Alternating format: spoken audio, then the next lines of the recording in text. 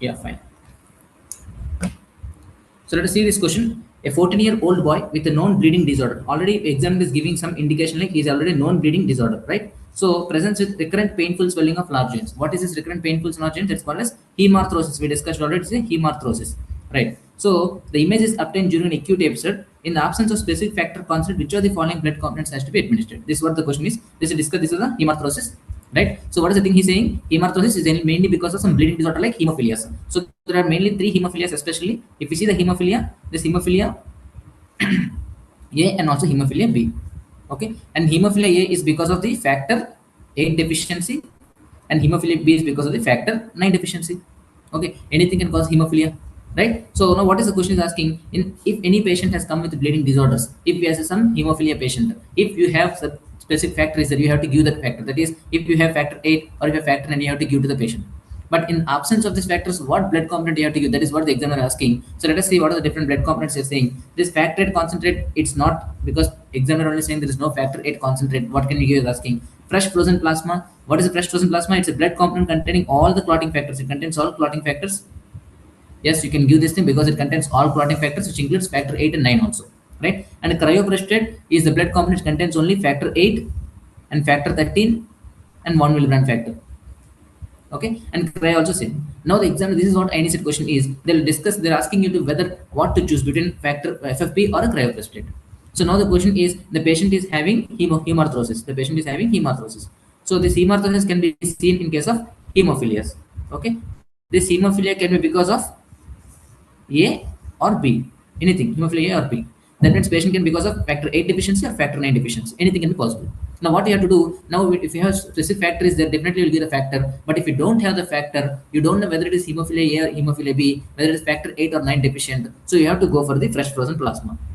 Right? If it is cryoprecipitate, only contains factor 8, don't contain factor 9. So you are missing treating the hemophilia B patients. So that is the reason you have to give only fresh frozen plasma, not cryoprecipitate. So answer is 2 only. Clear? Right. So we discussed this different blood components and volumes yesterday, no problem, right? And this is autosomal dominant bleeding disorder asking, that's von Willebrand disease, nothing to do with this, right? And already we discussed all these things, right? Right. And again, one more thing. So this is what recent INICET question. A tumor biopsy demonstrates dysregulated signaling pathways involving multiple growth factors. So which of the following is not a growth factor promoting oncogenic signal? He is asking what are the growth factors which promotes oncogenic signal, which promotes cancer growth. So all the growth factors which promotes growth, they are all pro-oncogenic. All the growth factors which inhibits the growth are not pro-oncogenic. Like fibroblast growth factor is pro-oncogenic because it helps in proliferation of fibroblasts and all. Similarly, platelet growth factor is also this thing. And but transforming growth factor beta, this one is actually, it will suppress the growth. It will suppress the growth. So that's why it cannot be pro-oncogenic, because for oncogenic thing, main thing you need to require is they have to promote the growth, but this is the only factor which can suppress the growth. So this will be the answer. So right, this will be the answer. So remaining all of this transform growth factor, alpha, fibroblast growth factor, platelet growth factor, or epithelial growth factor, or vascular endothelial growth factor, all these factors, they promote the growth of one or the other thing, but transforming growth factor beta is the one which can suppress the growth. So the one thing which suppress the growth will never promote cancer. So this is the answer, right? Okay, let's go to the next question. Okay, so let me zoom this thing. Okay, right. So a patient presents with fatigue, weight gain, and cold intolerance. All these symptoms are hypothyroidism. You can know it is a hypothyroidism. Cold intolerance is there, and weight gain is there, and also fatigue is there, right? So laboratory evaluation of thyroid function is performed. The examiner has done some thyroid function test, right? So which of the following biochemical profiles is most consistent with the primary hypothyroidism? The examiner is asking about primary hypothyroidism. Okay, the first thing you need to learn is what is primary hypothyroidism and what is secondary hypothyroidism, right? So let us see. For example, there is hypothalamus. It is not about the thyroid also, any gland. This hypothalamus, it will send signals to pituitary gland, it sends signals to pituitary gland, then it sends signals to the thyroid gland. Clear? Hypothalamus is producing what? Thyroid tropin releasing hormone, and pituitary gland is producing thyroid stimulating hormone, and this thyroid gland is producing your T3 and T4 hormones. This is the proper hierarchy from the hypothalamus to the pituitary to the thyroid gland. Thyrotropin releasing hormone, thyroid stimulating hormone, and then T3, T4 hormones.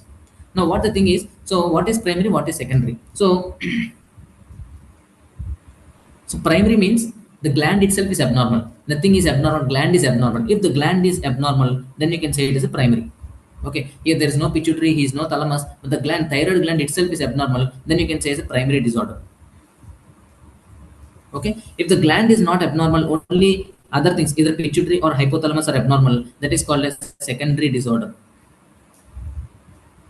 Right, like how we discussed in the case of hyperparathyroidism, if parathyroid gland is abnormal, that is primary hyperparathyroidism. The parathyroid gland is normal, some stimulus like calcium is there, that is your secondary hyperparathyroidism. Similarly here, if thyroid gland is abnormal, that is what is called as primary hypothyroidism. If thyroid gland is not abnormal, hypothalamus or pituitary is abnormal, that is giving stimulus to the thyroid gland, that is leads to what is called as secondary hypothyroidism. Okay, simple take home message: if gland is abnormal, primary; if the other things which stimulate the gland are abnormal, that is secondary. Right. So now the examiner is asking about what is the primary hypothyroidism. You know already, primary hypothyroidism means here the gland is abnormal. That means the thyroid gland is abnormal. That is, thyroid gland is not producing adequate hormones. That means your T3 and T4 are low. Simple thing. Okay, you know already, if T3 and T4 are low, we go to the next, before slide this thing, all these things, they has negative feedback mechanism. They have what? Negative feedback mechanism. This thyroid T4, this inhibits this pituitary, it also inhibits your hypothalamus. So if T3, T4 are low, then definitely there is decreasing inhibition on TSH, so TSH should be elevated. So therefore T3, T4 low and TSH is elevated and TRH is elevated. So this is the metabolic biochemical profile primary hypothyroidism. Simple thing. So primary hypothyroidism, secondary hypothyroidism. Primary means gland is abnormal, that's why gland is not producing thyroid hormone, so therefore T3, T4 are low. Because T3, T4 are low, there is no negative feedback on pituitary, so TSH will be elevated. So we see where is the option. The first option is T3 is low, right? T3, T4 are low and TSH is elevated. So this is your primary hypothyroidism. Then see other options. What are the other options the examiner is giving? Here T4 is low, T3 also low. Okay, TSH also low. TSH also low means pituitary is not producing TSH. So problem is in the secondary. So secondary hypothyroidism. Clear? Here pituitary gland is not producing TSH. Because pituitary is not producing TSH, that's why thyroid gland is not producing T3, T4. So thyroid gland is normal, pituitary is abnormal. So it's a secondary hypothyroidism. Right? And then next is this T3, T4 normal, T3 normal. Okay. Then what is happening here? TSH is decreased. Okay, normally in a cycle, if TSH is decreased, so T3, T4 has to decrease, but they are normal. So it's a subclinical hyperthyroidism. It's a subclinical hyperthyroidism. That means even there is no stimulus from the pituitary gland to the thyroid gland, still thyroid gland is producing some normal amount of hormones. That means thyroid gland is hyperactive, so it's subclinical hyperthyroidism. Right? Simple. Then comes here T3 normal, T3 low, T4 low, and TSH also low. Okay, these are also same like your secondary hypothyroidism. Simple.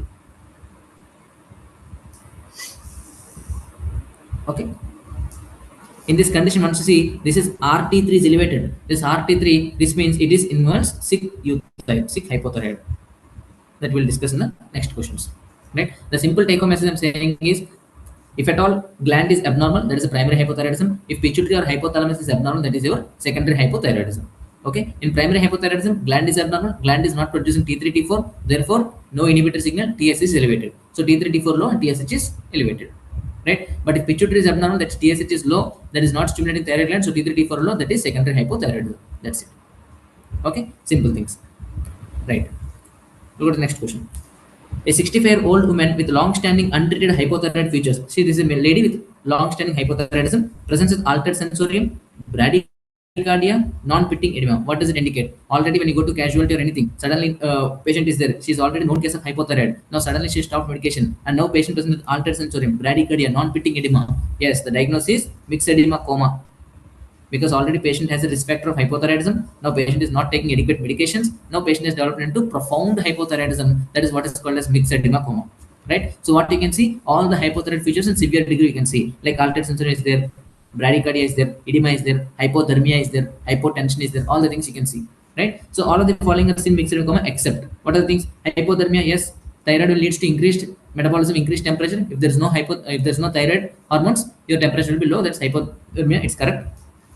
Hyponatremia, yes, because of hypothyroid, there is hyponatremia also. And second, bradycardia, because again your thyroid hormones are responsible for your cardiac chronotropic effect, low thyroid, bradycardia, and hypotension. Yes, I discussed, but only thing here is marked hypertension. This hypertension will never seen in case of hypothyroid. This marked hypertension is a feature of hyperthyroid.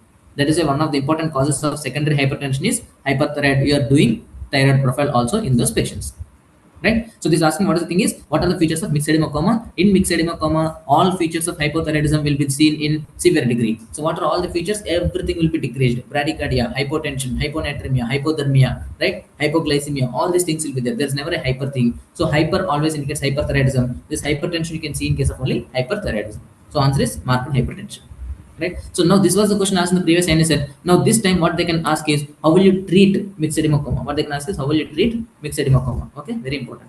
So suddenly this is very important even in your case of internship or in the case of your JR when you're working also is very important. So any patient you have seen suddenly patient is known case of hypothyroidism, suddenly stopped medications, he'll end up in the ICU with altered sensorium, bradycardia, hypotension, hypothermia. First to confirm this thing, the patient will have hypothermia plus bradycardia plus hypotension plus hyponatremia plus hypoglycemia. All these things can happen. So all these hypo are there. Patient has history of hypothyroidism. You think of myxedema coma. So what you can do is that the simple thing is you have to replace the thyroid hormone, right? You have to replace the thyroid hormone. So how much you can replace? Very, very important. The first drug of choice is levothyroxine. Levothyroxine. That is levothyroxine.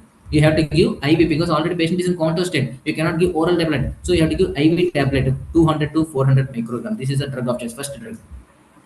Okay, if IV is not available because this is levothyroxine IV is very, very costly drug and you cannot see in so many hospitals. If it is not available, then what you can do, patient is unable to eat, so put an NG tube, the same dose of levothyroxine 200 to 400 microgram can be given through the RT tube. Okay, after this the same levothyroxine dose of 1.6 microgram per kg per day you can start. This is a normal dose you will start for the every adult individual, right? Okay, especially you should remember this thing. If you have IV levothyroxine, you can give IV levothyroxine. If there is no IV levothyroxine, don't wait for the thing. Put an NG tube, put a Ryle's tube. Through the Ryle's tube, you give oral levothyroxine 200 to 400 micrograms. After that, you start 1.6 microgram per kg per day. Right? Simple. Don't miss this. Myxedema coma very important in casualty management. Right. Let's see the next question. A 30-year-old man with a history of chronic alcohol use, right, presents with progressive abdominal distension. What does it indicate? Patient examines in chronic alcohol use. Okay, present with progressive abdominal distension. That means ascites. Patient has jaundice. Patient has oliguria. Patient has pedal edema, and patient has facial puffiness. So the examiner is trying to describe the clinical scenario of CLD. The patient is chronic alcohol use. So there is a chance of chronic liver disease with progressive edema. That's progressive abdominal distension. Ascites, jaundice is there. Okay, and oliguria. That means what he's saying is the patient already has a CLD with portal hypertension. Agree? The patient has a chronic liver disease along with this portal hypertension. That's why there is ascites, there is jaundice. Now the patient has come with oliguria. This decreased urine output has come and pedal edema is there. Okay. Now when you see this thing, all the AK features has developed. Patient has developed all the AK features like oliguria, pedal edema, and also facial puffiness. Investigation they did. Serum creatinine was 2 milligrams per dl. Right. Urine analysis, proteinuria present. Okay. And ultrasound unilateral contracted kidneys. So what is the most likely diagnosis? So what is asking is already patient has CLD with portal hypertension. Now patient has presented with AKI. Like oliguria is there, pedal edema is there, facial puffiness is there. You do the creatinine is elevated. You do the ultrasound, kidney is contracted. You do the urine examination, proteinuria is present. So what is the diagnosis? That's what I'm asking. See the options, whether it is hepatorenal syndrome type 1, whether it is type 2, or hepatorenal syndrome or chronic kidney disease. What is the question is asking? Right? So everyone after seeing this question CLD portal hypertension, suddenly examiner is asking about some deranged KFT and asking about cause of AKI. People tend to go for hepatorenal syndrome. That is why they given the first and second option. But INICET is always conceptual. So don't go into a trap. Okay. So simple thing to diagnose hepatorenal syndrome, the patient should have few characteristics. What is this thing? The patient should have CLD with portal hypertension. Okay, this portal hypertension means the patient should be having ascites definitely. Okay, and the patient should have deranged KFT, that is AKI. Okay, along with this thing, the patient AKI cannot be explained by any other cause. All other causes of AKI to be excluded, definitely to be excluded. So what are the other causes of AKI means? So that means you should exclude sepsis. The patient should not have a sepsis. Okay, and the patient should not have any sepsis. The patient should not have any NSAID abuse.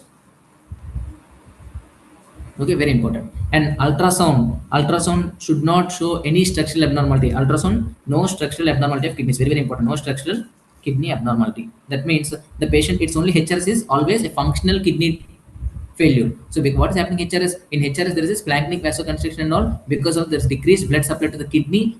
That is why kidney is failing. That means there is no structural problem to the kidney. So kidney should be completely normal. Okay, so ultrasound should not demonstrate any structural kidney damage, any structural kidney abnormality. Okay, and urine examination also completely should be normal. There should not be no proteinuria, nothing. Okay, then only this thing, and then patient should not be on any diuretic use, because any diuretic use also can cause AKI. So any diuretic use should not be there on the patient. If these things satisfy, then only you can label him as hepatorenal syndrome. Otherwise, it should be any other disease only. First thing is, patient should be CL with hypertension, right? And patient should have ascites and now come with AKI, and that AKI should not be explained by any other thing like sepsis or NSAID abuse or because of some diuretic abuse. Nothing should be there. Ultrasound should be clean, normal, okay? And urine exam should be clean, normal. Then these things are there. Then you can label him as hepatorenal syndrome. Okay, very, very, very important. Now in this question, let us see this thing. What is asking? Yes, patient has CLD with portal hypertension, right? It is there. And patient has ascites, abdominal distension, right? Now patient has AKI, right? Two factors are considered. Now what is the thing is, urine proteinuria present. Urine has a proteinuria. It is abnormality. It is not a normal thing. You cannot see in HRS. Okay, and ultrasound unilateral contracted kidney. So ultrasound also abnormal. Structural abnormality is there. When structural abnormality is there, you cannot label him as HRS. Then what you can label him now? It's already ultrasound contracted kidney is there and proteinuria is there. It's a chronic kidney disease. So answer is chronic kidney disease. Simple, right? Very, very important things, right? Simple thing. So this is what we discussed here. It's always a functional renal. HRS is a functional renal failure. It's caused by the intrarenal vasoconstriction, which occurs in patients with end-stage liver disease as well as in patients with acute liver failure, alcoholic hepatitis. It's a functional liver failure, renal failure. It's not a structural failure. Very, very important, right? To label him as HRS, definitely you should know patient should have CLD with portal hypertension with no any other abnormality which can explain renal failure. No sepsis, no diuretic abuse, no NSAID abuse. Urine should be normal. Ultrasound should be clean, normal. Kidney should be structurally normal. Then only you can label him as HRS. Clear? This part is clear? Right. Right. For your level, one important thing they're asking, HRS, before they used to have HRS1 and HRS2. Now HRS1 and 2, the terminology has changed. HRS1 is called as HRS acute kidney injury and HRS2 is called as HRS non-acute kidney injury. Okay, this much you need to remember. So the terminology of 1 and 2 has changed. One is called as HRS AKA and 2 is called as HRS non-AKA. Right? That makes sense. Let's go to the next question. A 60-year-old man presents with generalized lymphadenopathy and leukocytosis. What does it indicate? Patient has generalized lymphadenopathy is there and leukocytosis is there. That means some blood cells are there, the leukocytosis and also lymphadenopathy. That means usually some lymphocytic leukemia. So peripheral smear shown below. What does the peripheral smear see? So these are all the lymphocytes. These are the normal lymphocytes. But if you see this thing, this one is a broken one and this one is a broken one. These are called as smudge cells. Very, very important. These are called smudge cells. So in some malignancy, when you're doing this peripheral smear itself, the leukocytes, the abnormal leukocytes, they'll be fragile and they present as smudge cells. And the smudge cells is diagnostic of chronic lymphocytic leukemia. Simple. This smear is very, very important. Right? So what is asking here? Which of the following is the most appropriate next step to confirm diagnosis? For CLL, what you have to do? PET scan, cytogenetic analysis, bone marrow, and flow cytometer of peripheral blood. So what is the next best step to confirm the diagnosis? Already peripheral smear is showing some lymphocytosis there. Already peripheral smear is showing some smudge cells are there. So now you're thinking of CLL. So what is the next step to confirm diagnosis? Your flow cytometry. So what is this flow cytometer is doing? You're taking the peripheral blood and you're running in a flow cytometry machine. It is seeing your all CD markers, all your CD markers. Okay, so based on CD markers, you can say it is a B cell type or a cell type. You can say a T cell type. You can say, right? So this CD markers, if you know only, then you can diagnose. So this is the answer. What about PET scan? PET CT scan is not used for diagnosis, used for the staging. Once you confirm the CLL, then you can do staging. Whether it is metastasis, based on you can do staging. Cytogenetic analysis, genetic bone marrow biopsy, nothing else is there. So flow cytometry is the important answer here. Clear? Okay. Let us see this image. What the examiner is asking here. Right.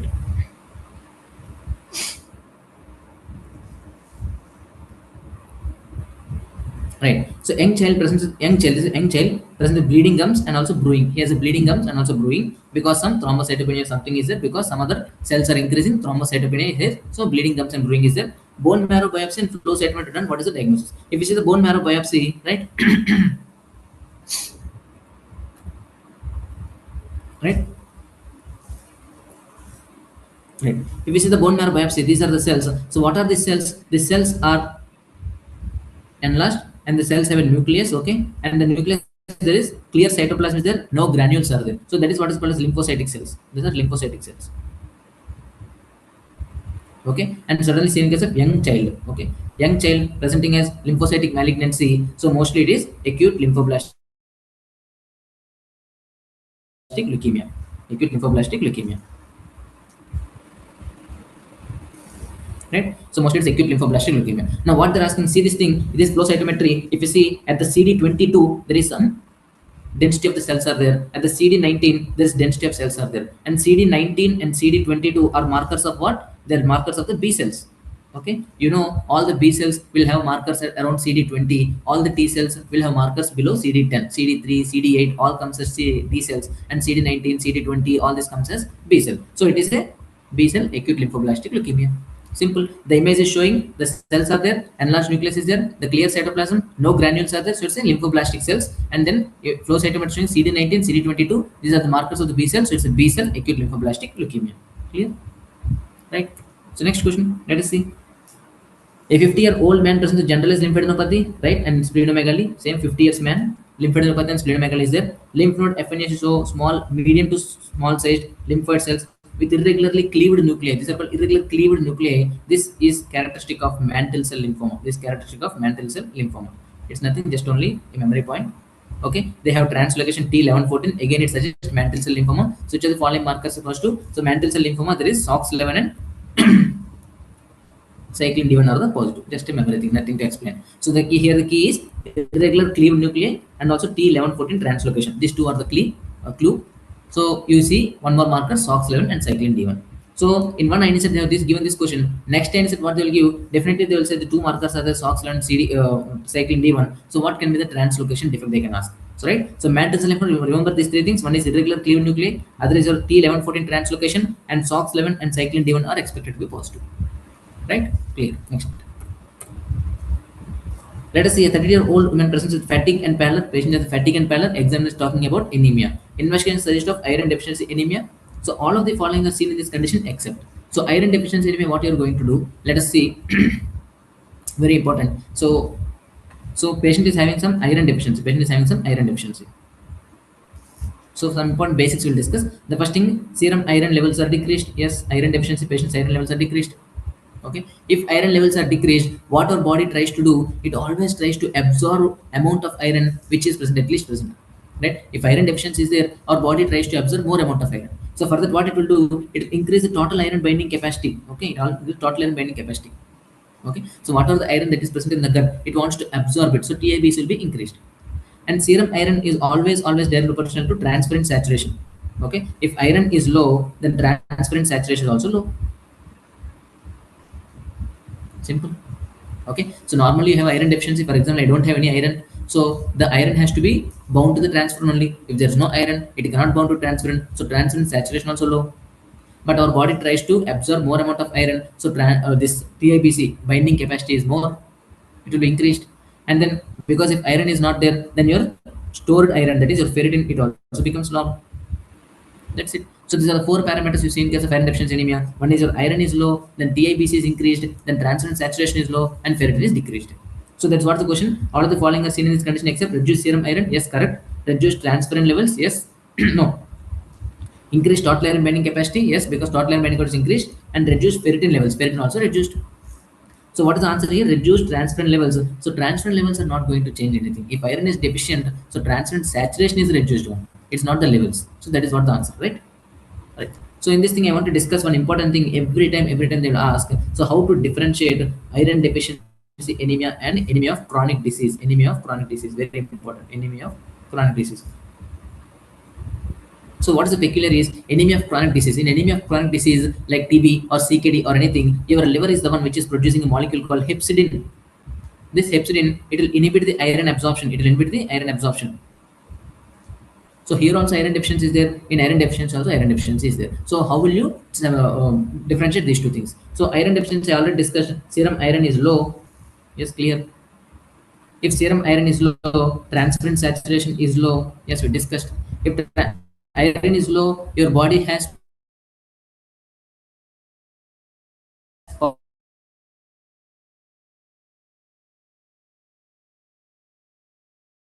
power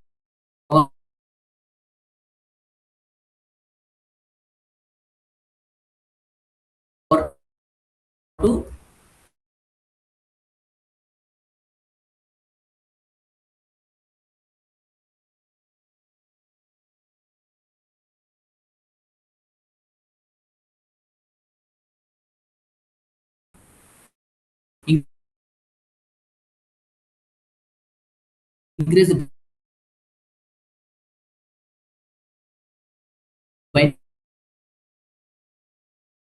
binding capacity. So total iron binding capacity is increased.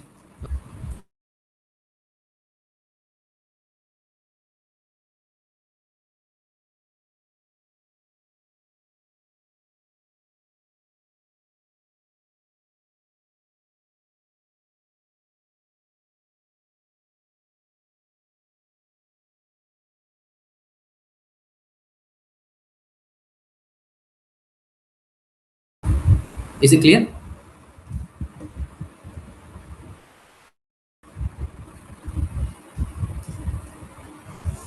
Any issues? Right.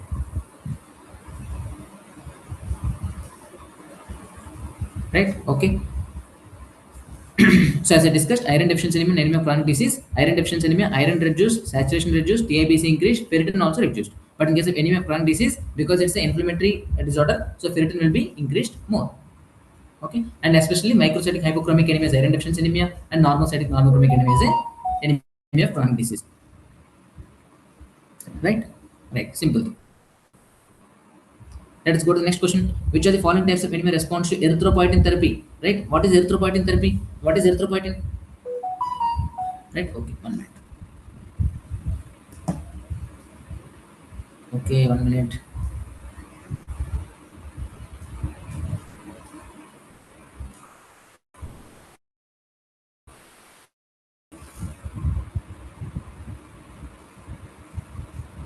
Just a minute.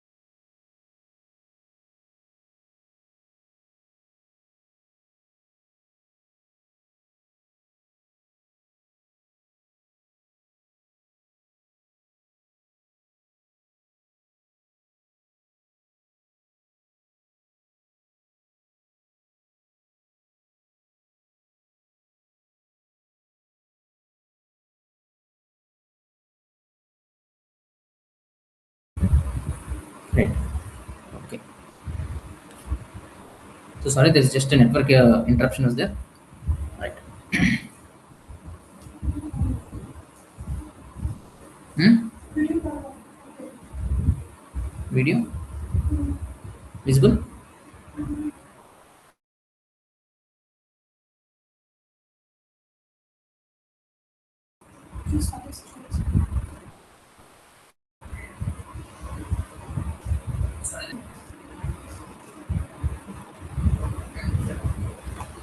Is the screen visible?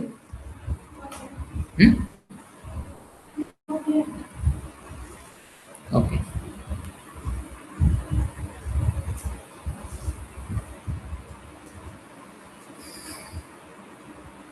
Now it's visible.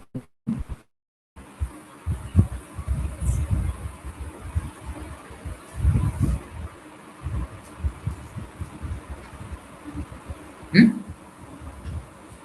I stop.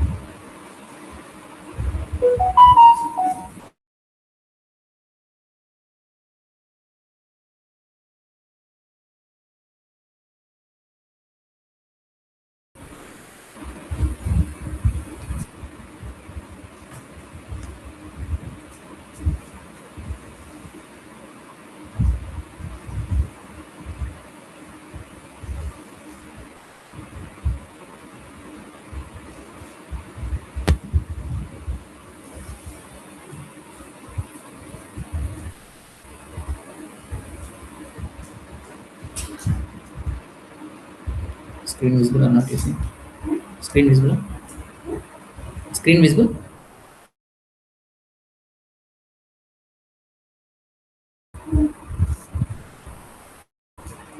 No? No?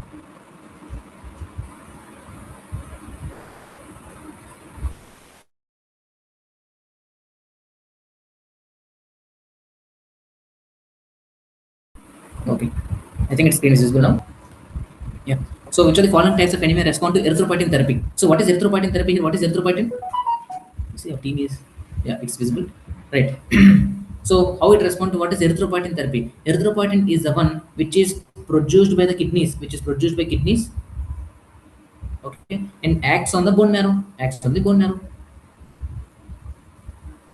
stimulate RBC production, Medicine is very easy. There's only terminology is erythropoietin. Erythro means RBCs, poietin means poiesis, helps in production of RBCs.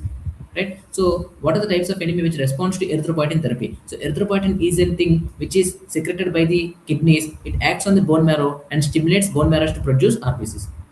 So, for erythropoietin to act on the bone marrow should be normal. If bone marrow is completely fibrosed, if bone marrow is completely infiltrated with lymphoma and all, even though you are giving external stimulants like erythropoietin, it is not responding and giving RBCs. So the thing is, for erythropoietin to respond, bone marrow should be normal. That is the key thing here. So what is the thing here? So aplastic anemia, bone marrow is already replaced with fat globules. No, you cannot give this thing.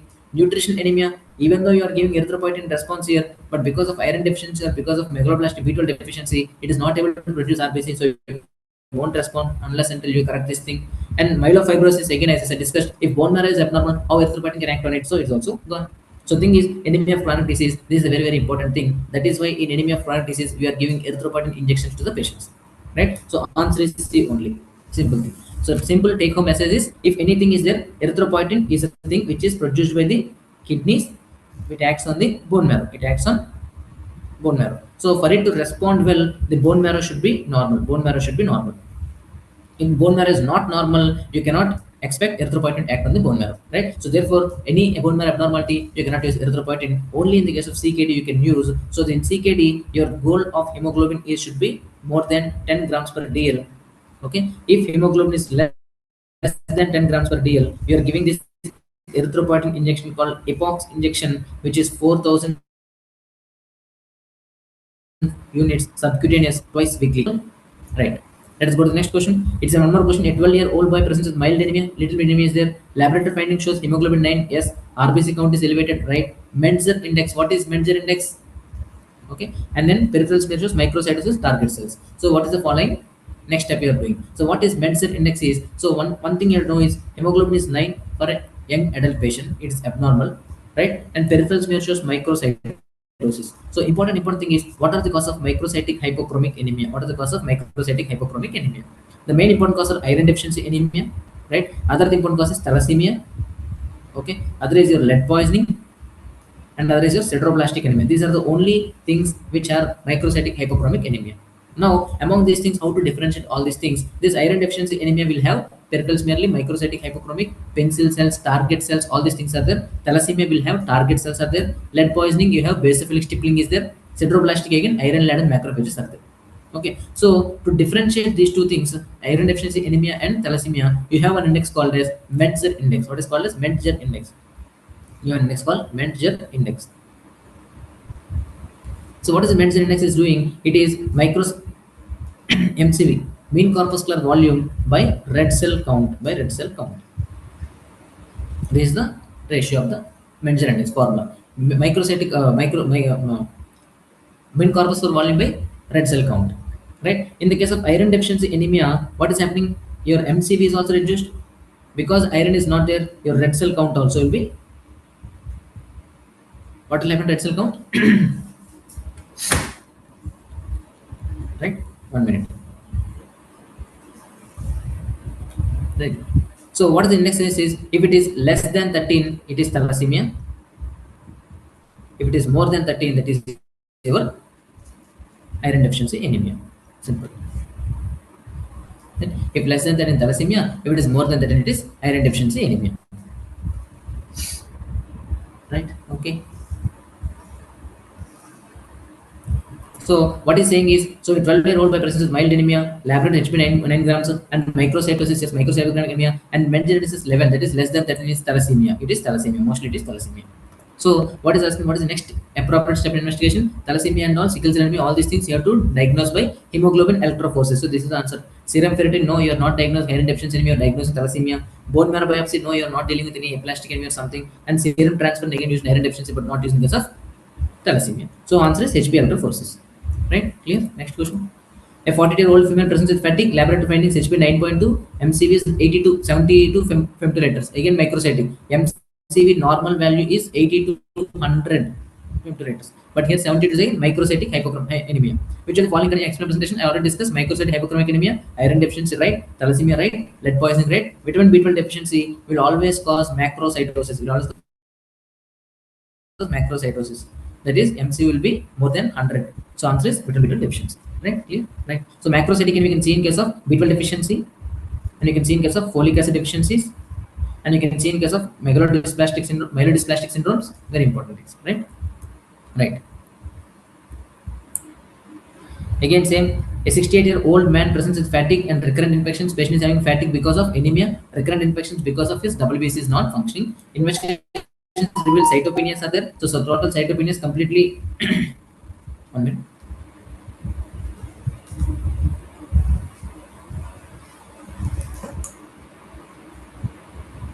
Right. So cytopenias are there with the dysplastic changes. Very important. Dysplastic changes in bone marrow. Which of the following statements regarding myelodysplastic syndrome is incorrect? So what is saying about myelodysplastic syndrome? So myelodysplastic syndrome is a syndrome where your bone marrow is producing the cells, but it is producing immature cells. They are not normal cells. So bone producing immature cells. So producing the cells, but the immature cells are not normally developed cells. So because of normally not normally developed cells, usually they will undergo early death and also will have cytopenias also. So that's what I mentioned. Recurrent infections are there, fatigue is there, revealed cytopenia is there, but dysplastic changes are there. So it's a myelodysplastic syndrome, which is following is incorrect. Right? It is more common in females. No, it is more common in the males. Right? Therapy-related cases are not age dependent. It's mainly because of chemotherapy or radiotherapy. Whenever you do chemotherapy, radiotherapy, it will cause after 5 years. So it is not age dependent. Right? Median age of diagnosis around 70 years. Yes, it's mainly it is. So this is correct option only. It's not age dependent. Right? It's always 70 years. It can occur following radiation exposure. Yes, after chemotherapy, after radiation exposure, definitely your cells will become dysplastic and form myelodysplastic syndrome. It is not age dependent. It is more common in the males. Right? Simple. Right, important next question. A 62-year-old man presents increased urinary frequency and dysuria for 3 months. What is it discussing about? UTI. Increased urinary frequency and dysuria for 3 months. UTI. Examination reveals suprapubic tenderness, right? Because lower hypogastric region pain. UTIs are confirmed. Prostate is normal, but there is prostate exam. Prostate is normal. Urine analysis shows greater than 15 leukocytes for hypophil. Yes, CUA contains pus cells. It's again suggestive of UTI, but repeated blood cultures show no bacterial growth.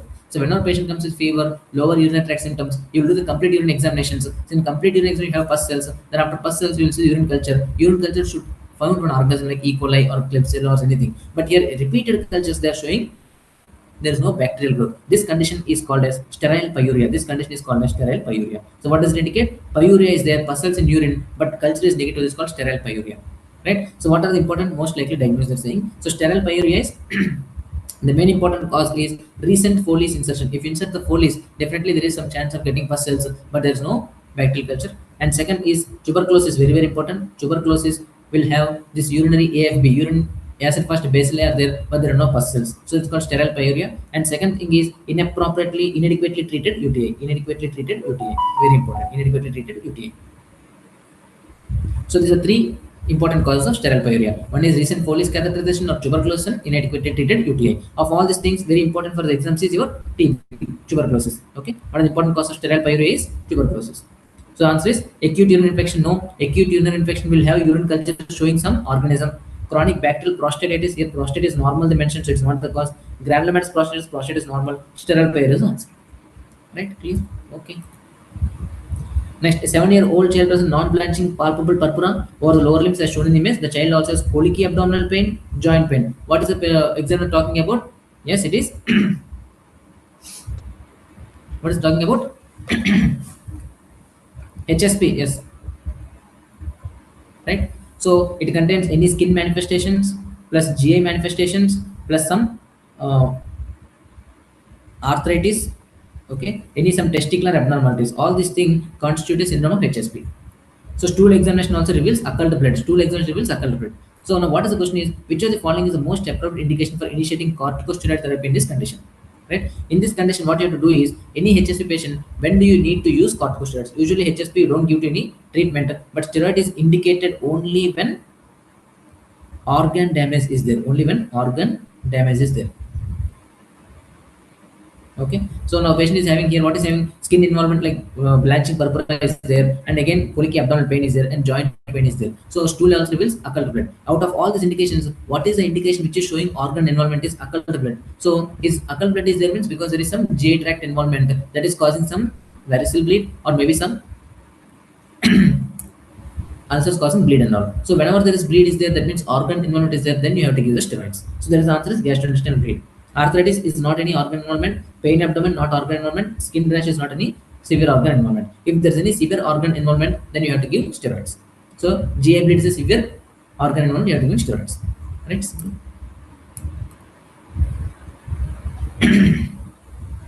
Right. Next one, a 30-year-old man presents with severe headache and vomiting. There is neck stiffness, photophobia, and Brzezinski sign positive. CT head shows a small hydrocephalus but no hemorrhage. So what is the diagnosis? Simple, straight diagnosis: headache, vomiting, and also neck stiffness. Confirms meningitis, and also Brzezinski sign is positive. You know, two signs are the Brzezinski sign and Kernick sign. So Kernick sign both indicates your neck stiffness, that indicates your meningitis. CT scan shows small hydrocephalus but no hemorrhage. Yes, hydrocephalus can be a possible finding in case of your this thing. So what is the diagnosis? Diagnosis is always bacterial meningitis. Why not viral encephalitis? In encephalitis, definitely patient will have cortical symptoms. Patient will have cortical symptoms. like seizures or any altered sensorium or any comatose state, then you can say it's encephalitis. It is not there, so you cannot say it's viral encephalitis. So what is subarachnoid hemorrhage? In the CT, they are showing it's completely normal, just small hydrocephalus, but there is no hemorrhage. So how can you explain against it? So it's not subarachnoid hemorrhage. Normal pressure hydrocephalus, they have to give raised ICT features. Okay, so it's not there, and it's not a small hydrocephalus. They should have a big hydrocephalus. So it's not a thing. Clear, right? Right. 1 minute. Just.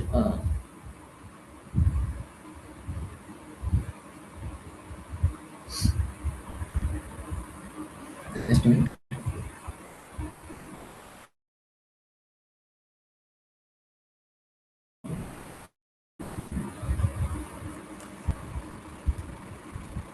Just a minute.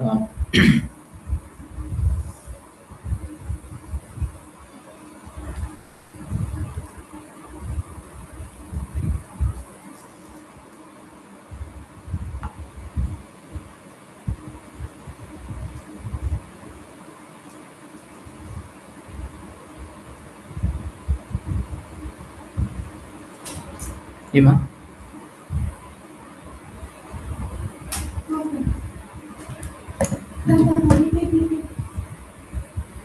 What else? How will you put that?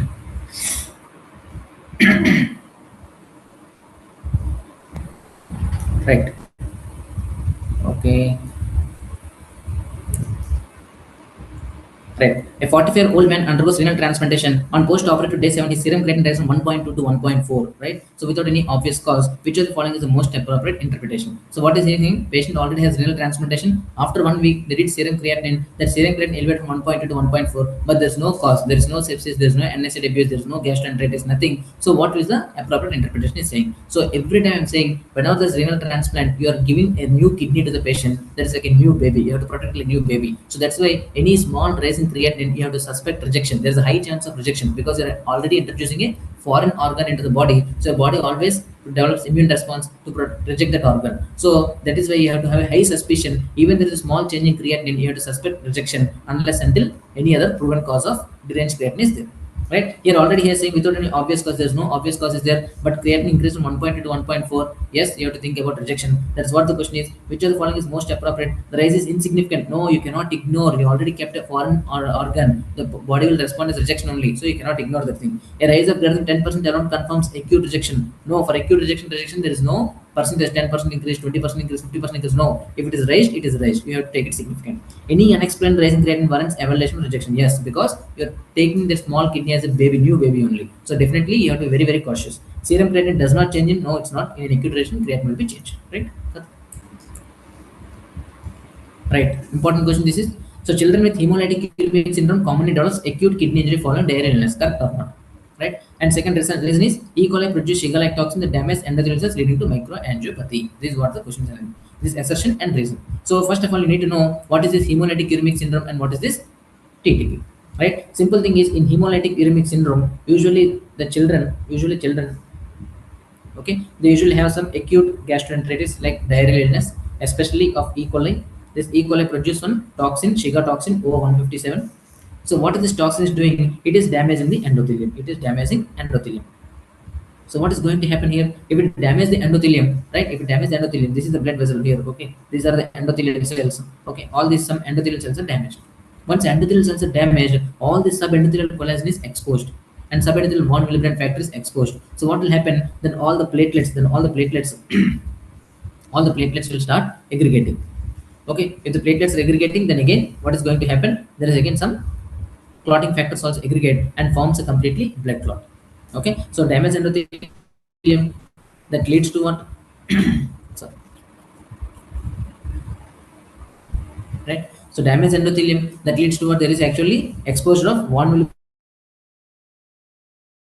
Willebrand factor. Because of one exposure, there is always okay. Now what is going to happen?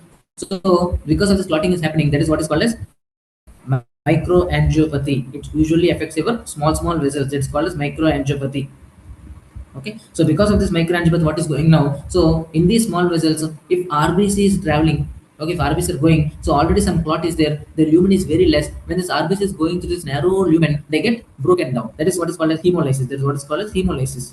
And what is this hemolysis? That is what is called as mechanical hemolysis. Because of the mechanical strain, they're undergoing hemolysis, mechanical hemolysis. Okay. Similarly, platelets also they undergo breakdown. So thrombocytopenia is a possible thing. Simple thing, right? And as discussed, it always affects small vessels. All these small vessels are there in your kidneys, so kidneys are the more important organ than involved. So that is why the patient will have microangiopathy. Yes, why? Because it damages the endothelium and it activates the von Willebrand factor. Platelets are coming, clotting factors are coming, and they form a clots and acts in small vessels. It's microangiopathy, and all these microangiopathies happens in small vessels. That's mostly in kidneys. So patient will develop AKI, and because of microangiopathy, when RBC is traveling through it, you will have hemolysis, hemolytic anemia, and thrombocytopenia. Simple. So hemolytic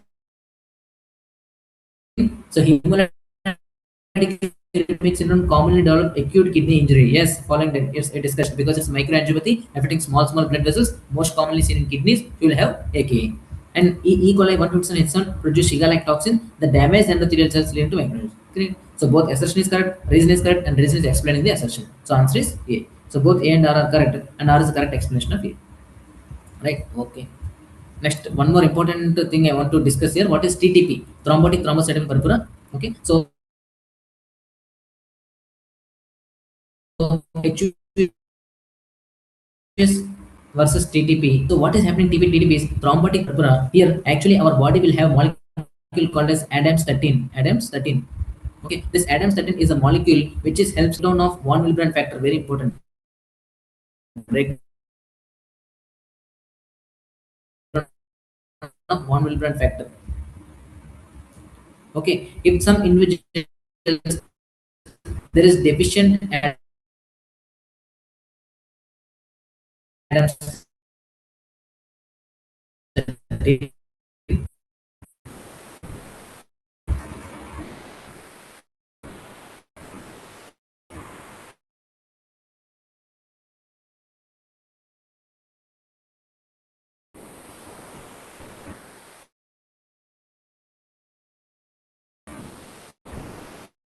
or maybe because of some infections or snake bite, there are antibodies to Adams 13. Antibodies to Adams 13.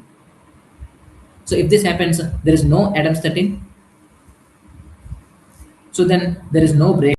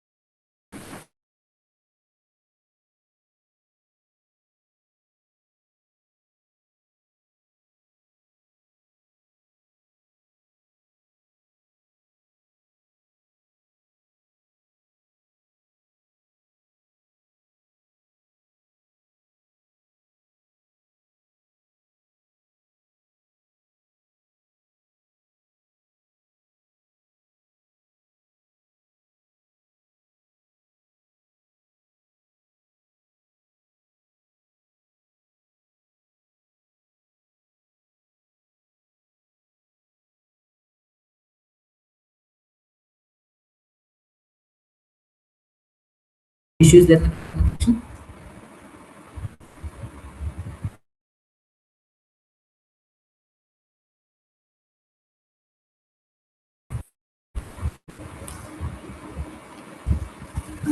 Hmm?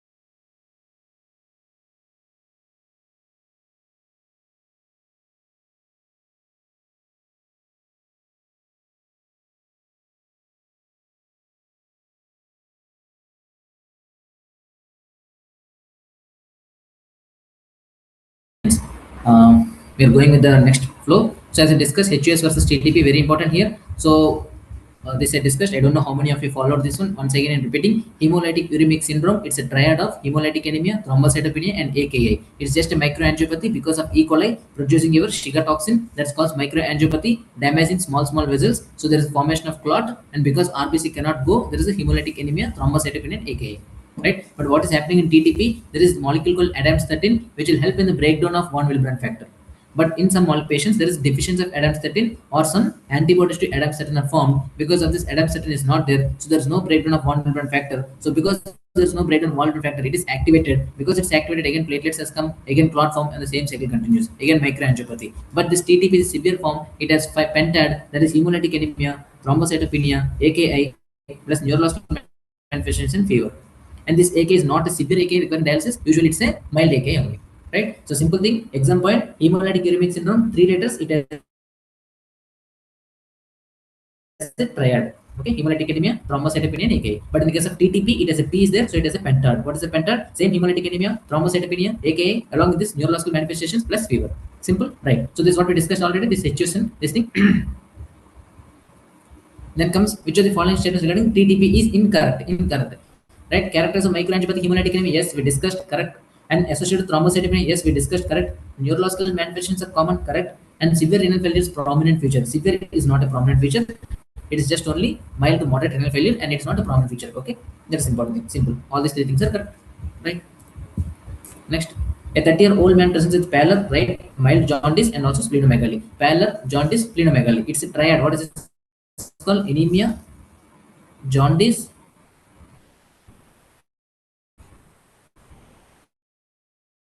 and hepatosplenomegaly. It is a triad. Anemia is there, jaundice, splenomegaly is there, hemolytic anemia. So peripheral change from spirocytosis, very important. If there is a hemolytic anemia, that means RBC is getting distracted, very important. If the RBC are getting distracted, it can be because of mechanical distraction. We could discuss already. What is mechanical distraction? Because of your microangiopathy, it's because of mechanical distraction, or because of autoimmune. What is autoimmune?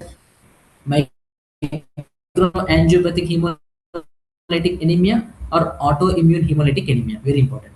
Right? So this microangiopathic hemolytic anemia is very important. In this thing, the RBCs are broken down. You can see fragmented RBCs in the RBC in the peripheral smear, which are called as cystocytes. But autoimmune hemolytic anemia, immune complex will bind to the RBCs. Once immune complex are binding to the RBCs, this RBC will become spherical one. So they are called as spirocytes. Very important, very important thing. Okay, so hemolytic anemia, whenever you see this hemolytic anemia, means RBC is broken down. It can be because of mechanical destruction or because of immune destruction. Mechanical destruction is called microangiopathic hemolytic anemia. RBC is broken down. You will see the cystocytes. Okay, but in the case of autoimmune, antibodies binding to the RBC, so RBC will change the shape. You will see spirocytes, right? So cystocytes indicates mechanical destruction. Spirocytes indicate immune destruction. So what is the answer? Is pallor, jaundice, splenomegaly, yes, hemolytic anemia. Peripheral smear shows spirocytes. What is spirocytes? It's immune-mediated destruction of RBC, make RBC spherical. So it's an immune-mediated destruction. So confirmatory direct Coombs test is positive. What is direct Coombs test? What is indirect Coombs test? So these are to detect the antibodies. So which of the following Bacon finds is most consistent with the condition? So it is autoimmune hemolytic anemia. So in this in autoimmune hemolytic, what is going to happen here? So hemolysis is happening. So unconjugated bilirubin is increasing. Serum unconjugated bilirubin is raised. Correct answer. Right. Serum transaminases are raised. Okay. This is also so this asking conjugate, not unconjugated. It's a wrong. Only unconjugated bilirubin is increased. Serum trans raised. It's a wrong answer. Urobilinosin is raised. Is not wrong answer. So indirect Van test. It's a test to detect your unconjugated bilirubin. It's a test to detect indirect Van test is positive. Right? Clear? So simple things I want to say. If you say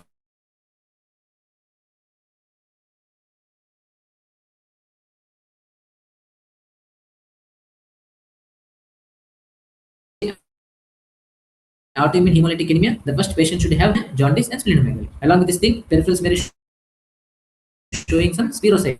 Then along with this thing, you have to do Coombs test in antibodies in the blood against RBC. Direct Coombs test, you are finding the antibodies that bound to the RBC only. So DCT is positive, is strongly suspecting autoimmune hemolytic anemia. Okay, autoimmune hemolytic because it is hemolysis, your unconjugated bilirubin will be raised, not the conjugated. So answer this conjugated bilirubin is wrong, transaminase is wrong, urobilinosin is wrong. The only thing is indirect Van test. It's a test used to detect unconjugated hyperbilirubinemia. So it is a positive. It's a correct answer. Right, clear? Right, very good. Next. Which of the following is not a component of multiple endocrine neoplasia? There's nothing to discuss. It's just only pathological hyperplasia. It's a MEN1 syndrome. It's not in the MEN2A or 2B. Right. Hepatic production of triglycerides and VLDL. What is the underlying mechanism? Is example asking about lipoprotein lipase, hormone sensitive lipase. Little bit is important here. What is lipoprotein lipase and what is hormone sensitive lipase? So lipoprotein lipase. Okay. Lipoprotein lipase very important here. The two things versus hormone sensitive lipase. We'll discuss about this thing, then we'll understand the question. So exam is asking about the functions of lipoprotein lipase and hormone sensitive lipase and how are they changing in the diabetes mellitus. So lipoprotein lipase, especially first where it is there, they're present in the capillary endothelium of muscle and adipose tissue. Muscle and adipose tissue. Very important. Okay. So what is it doing whenever you're taking the food? So whenever you're taking the food, okay, then definitely your body will produce insulin. Okay, now this insulin will stimulate your lipoprotein lipase. It will stimulate your lipoprotein lipase. Okay, so whenever the food is taken, this food is going to the in the gut. It will go to the organs, especially your muscle and all. Lipoprotein lipase will convert triglycerides into fatty acids. So now the fatty acids can go into the muscle and help in the muscle energy and all. So that's the thing. So insulin will stimulate the lipoprotein lipase. So it will break down the triglycerides into fatty acids. Lipase means break down triglyceride fatty acids. Now fatty is taken by the muscle for the energy.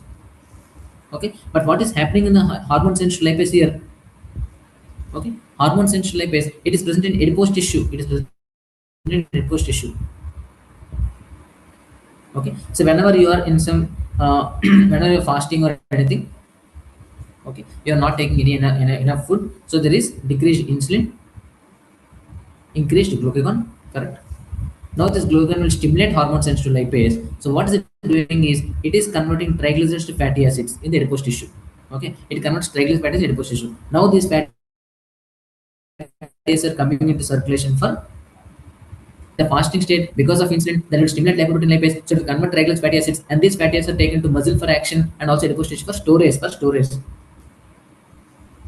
But when you are in the fasting state, because of glucagon and also because of low insulin, your hormone sensitive lipase is stimulated, so it will convert the adipose tissues triglycerides to fatty acids, and all these fats come in circulation, so it is for the circulation purpose. So what is the thing is here, insulin is the one which will stimulate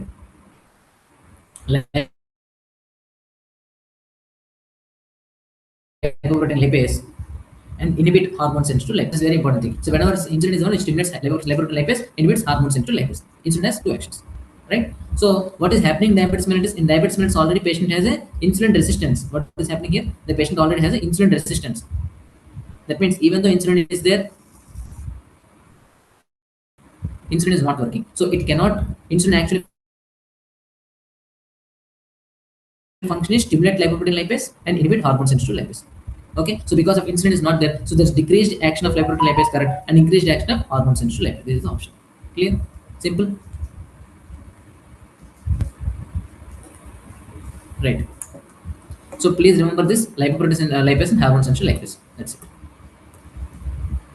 Next, 16-year-old patient comes with numbness of both lower limbs, right? Numbness of both lower limbs. On examination, Romberg's test is positive. Romberg's test is positive indicates what? It's a sensory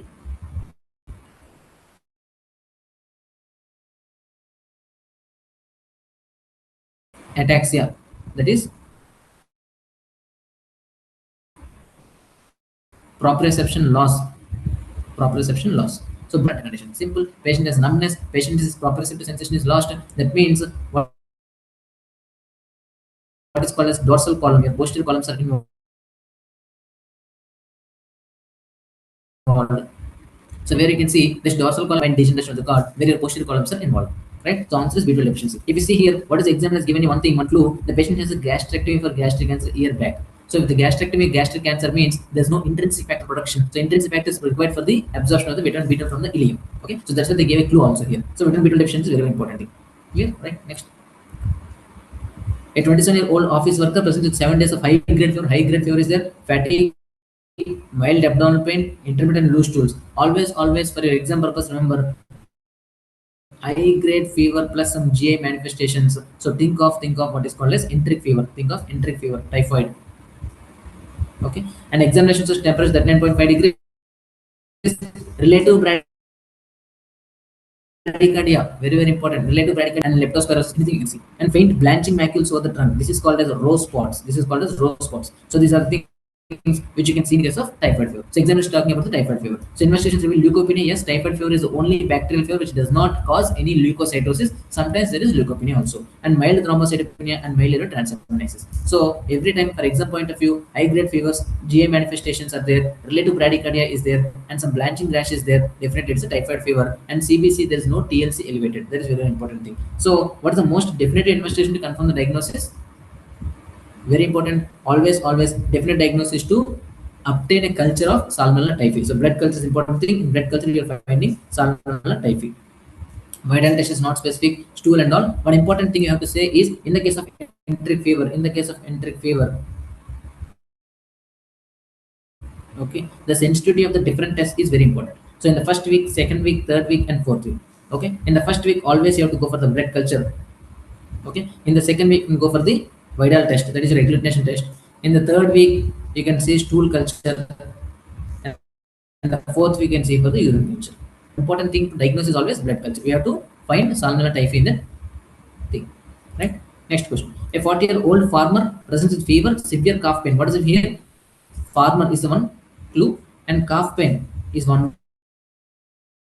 more clue. Okay, and headache, retrorectal pain, examination shows conjunctival suppuration, laboratory reveals neutrophil leukocytis and mild renal dysfunction. What is the most likely diagnosis? So farmer cough pain, very important, it's leptospirosis. So because this leptospirosis is the one which is present in the case of contaminated urines, animal contaminated urines like rodents and all these things are present in the farming lands. So these farmers and all, when they're walking on the this farming lands, this contaminated urine can infect them. So because of leptospira can enter into the body.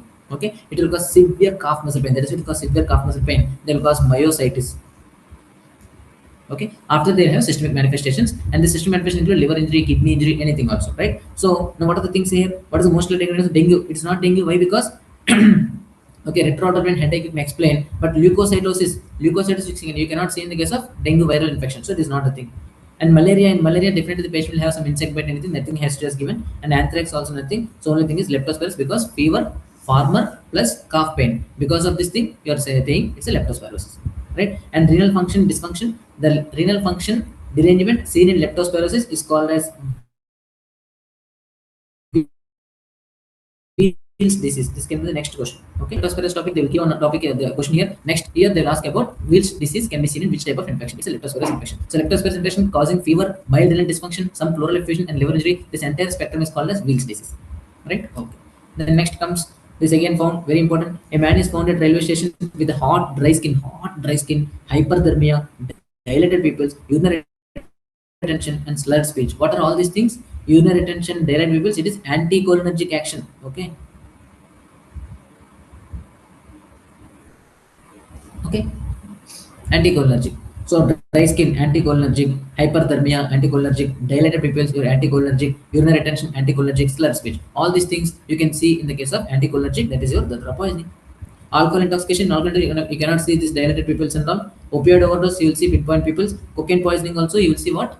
Cocaine is a sympathomimetic. You cannot see hot dry skin. Sympathetic is a sweat gland stimulation. So Datura poisoning is the answer. And right, a 25-year-old drug abuser presents hesitation, diaphoresis, tachycardia, hypertension, dilated pupils. Very important. Why these two questions I kept together is, dilated pupils you see in two things. One is sympathetic, right? Sympathomimetics can cause dilated pupils, right? And again, anticholinergics can cause dilated pupils. Okay, but sympathomimetic, very important here. In your body, sweat glands are the glands which are sympathetic cholinergic. Okay, all the glands are parasympathetic, but sweat glands are sympathetic. So if sympathomimetic is there, your sweat glands also stimulated. So you'll have excessive sweating. So you'll have wet skin. But in the case of anticholinergics, you'll have a dry skin. There's only difference. So here again, hesitation, diaphoresis, tachycardia, hypertension, dilated pupils, all these things are dilated pupils, hypertension, tachycardia. It's all goes towards your sympathomimetic. So in the options, what is sympathomimetic you can see. So what is the option here? Alcohol intoxication, yes, it's sympathomimetic only, but sometimes it won't cause like dilated pupils and all. Datura poisoning, I discussed, anticholinergic. Morphine poisoning causes respiratory depression. Cocaine is a sympathomimetic, so it's a cocaine intoxication. So that's why I'm asking this thing. So what they can ask is these two questions are together because the patient presents dilated pupils only. The only difference is cocaine has sympathomimetic, that's why they have sweat gland stimulation and they have sweating and all. But anticholinergics will have no sweating, so they have dry skin, hot dry skin. Okay, very important things, right? That's it, right? uh, we'll go on with the other questions also, right? Let me share the screen, right? I think it's visible, right? So this completes our first part, which covers so many endocrinology, hematology, nephrology, and many important questions. So the second part will cover about neurology and cardiology, very important things. And remaining some questions, I kept this first 1 to 5 questions. They're just very light questions, nothing to explain in those things. They're just only some syndromes and all. You just need to remember. It's just only memory points. So I'm not reading those things. Just primary immunodeficiency, you have to know. Just first 4 to 5 questions. I'll just go because there's nothing to explain in this thing. Okay, so you just study these questions, nothing else is read. Barth syndrome, there is always a bicollapsis, cardiolipin. Okay, and then comes name syndrome, very important. It's subset of Carinus complex. Okay, Epstein-Barr is not a involved in name syndrome. Just this INICET people are very fond of asking 1 or 2 syndromes like that. Okay, just go this thing. And Prader-Willi syndrome, this carrot type of 46 XY carrot Prader-Willi syndrome, nothing to explain here, right? Again, here you can see 20-year-old patient doesn't history of recurrent sinusitis is there, chronic pruritic cough is there, bronchitis is there, several episodes of pneumonia, middle ear infections. On exam, distal clumping is there, chest X-ray showing dextrocardia, it's showing dextrocardia. So answer is cartilaginous syndrome, right? So nothing too much. And again, adult patients taking arm span longer than height. Yes, it's again diagnosis of Marfan syndrome, chest deformity, pigeon chest, ophthalmic, subluxated crystalline lens. All these things suggest of Marfan syndrome. So what is the defect here? Fibrillin is the defect in the Marfan syndrome, right? So first 5 questions I just kept only syndromes. Just go through the questions. Very important. One syndrome they will ask in any set. Okay, let's come back to the conceptual questions. So 32-year-old male presents exertional dyspnea. That patient is exertional dyspnea and palpitations. On examination is a bounding pulse and wide pulse pressure. What does it indicate? Bounding pulse, wide pulse pressure always suggest of aortic regurgitation. Very very important. Aortic regurgitation. Okay, so auscultation reveals high pitched blowing murmur along the left sternal border. Yes, aortic regurgitation has a murmur along the left sternal border. The murmur is best heard during. That is what they're asking. So now you need to know aortic regurgitation happens in which phase of the cardiac cycle. Okay, so let me please first you can say this thing.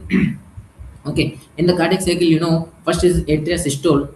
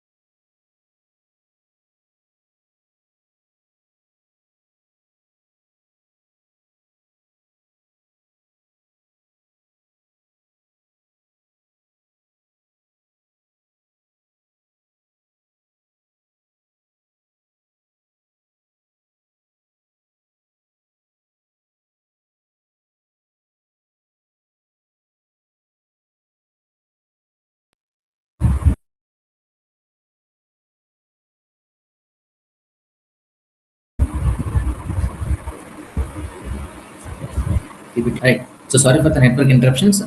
So first of all, atrial systole, the 20% atria will pump blood into ventricles, then start the ventricle systole. In the ventricle systole, what's happening? First ventricle is contracting. Because ventricle of contracting, pressure is increasing, it leads to closure of AV valves, that is your S1 sound. And then there is what's called isovolumetric contraction, because both the things are there. Then there is opening of the aortic valve, opening of the aortic valve. Okay, then there's what is called as period of ejection phase. So this is the phase in ventricular systole. So closure of AV valves produce S1 sound, then there's isovolumetric contraction, then there's opening of aortic valves, then there's rapid ejection phase. Okay, then ventricle goes into what is called diastole. Goes in what's called diastole. So let's say diastole, what is happening? So now ventricle is relaxing. Because ventricle is relaxing, the initial part is called as protodiastole. Because ventricle is relaxing, now there is closure of what is called aortic valve. That's closure of aortic valve. That produces your second heart sound, that is S2 sound. Okay, now the ventricle is relaxing here. This is called isovolumetric relaxation. Now there is opening of the AV valves. Okay, then there is rapid filling phase and slow filling phase. Rapid filling and slow filling phase. After this again goes to atrial systole of 20% filling. So this is the phase of cardiac cycle. Now if you see here,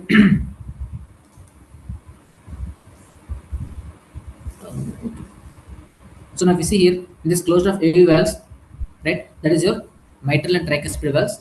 Okay, that's producing S1 sound, and closure of aortic and pulmonary producing S2 sound. Okay, and this opening of aortic valve, if there is a problem in opening of aortic valve, that is your aortic stenosis or pulmonary stenosis, they produce your systolic murmur because they're acting in the systole. But there is an opening of this closure of aortic valves are there. If there is a problem of closure of aortic valve, means that is your aortic regurgitation or pulmonary regurgitation. They produce diastolic murmur, which is early diastolic murmur. And again, opening of AV valves means if there is problem in opening of AV valves like mitral stenosis or tricuspid stenosis, they also produce mid diastolic murmur. Mid diastolic, this early diastolic murmur. This is your ejection systolic murmur. That's it. These are the murmurs we have to discuss, right? So let me put together here. The first thing is right. So ejection systolic murmur, your AS or PS, right? And then comes mid diastolic murmur, their MS or TS, and then early diastolic murmur, that is your AR or PR. Okay. Apart from this thing, you have to know what is called pan-systolic murmurs. You have only two things: MR, TR, and also ventricular septal defect. These 3-4 are important, nothing else. These 3-4 points only, they'll ask multiple types of questions. So let us see the patient exertional dyspnea, bounding pulse, and wide pulse pressure indicates aortic regurgitation. So aortic regurgitation we discussed already. This is happening in the early phase of your diastole. Okay, this ARPR, early diastolic murmur. So what is asking, which murmur best heard during ventricular diastole? So answer is your ventricular diastole. Simple. So aortic regurgitation pulmonary is in early diastolic murmur. So you listen in diastolic phase of the cardiac cycle. Right? Okay. Next. So just only remember these 4 points. So these are the 4 points I'll ask. Similarly, if mitral regurgitation all, they will be heard throughout the ventricular systole. Similarly, aortic stenosis they'll heard in the early part of systole, and mitral stenosis, tricuspid in the mid part of the diastole. Right? So this table you remember. So based on murmur, which phase of the cardiac cycle murmur is appearing, in that phase only you will be able to hear very well. Right? Right.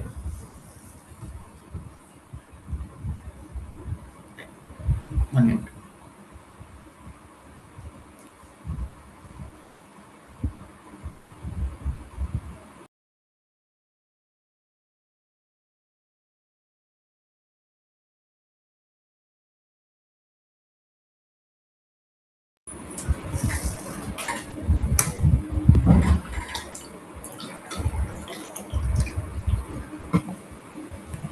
Right.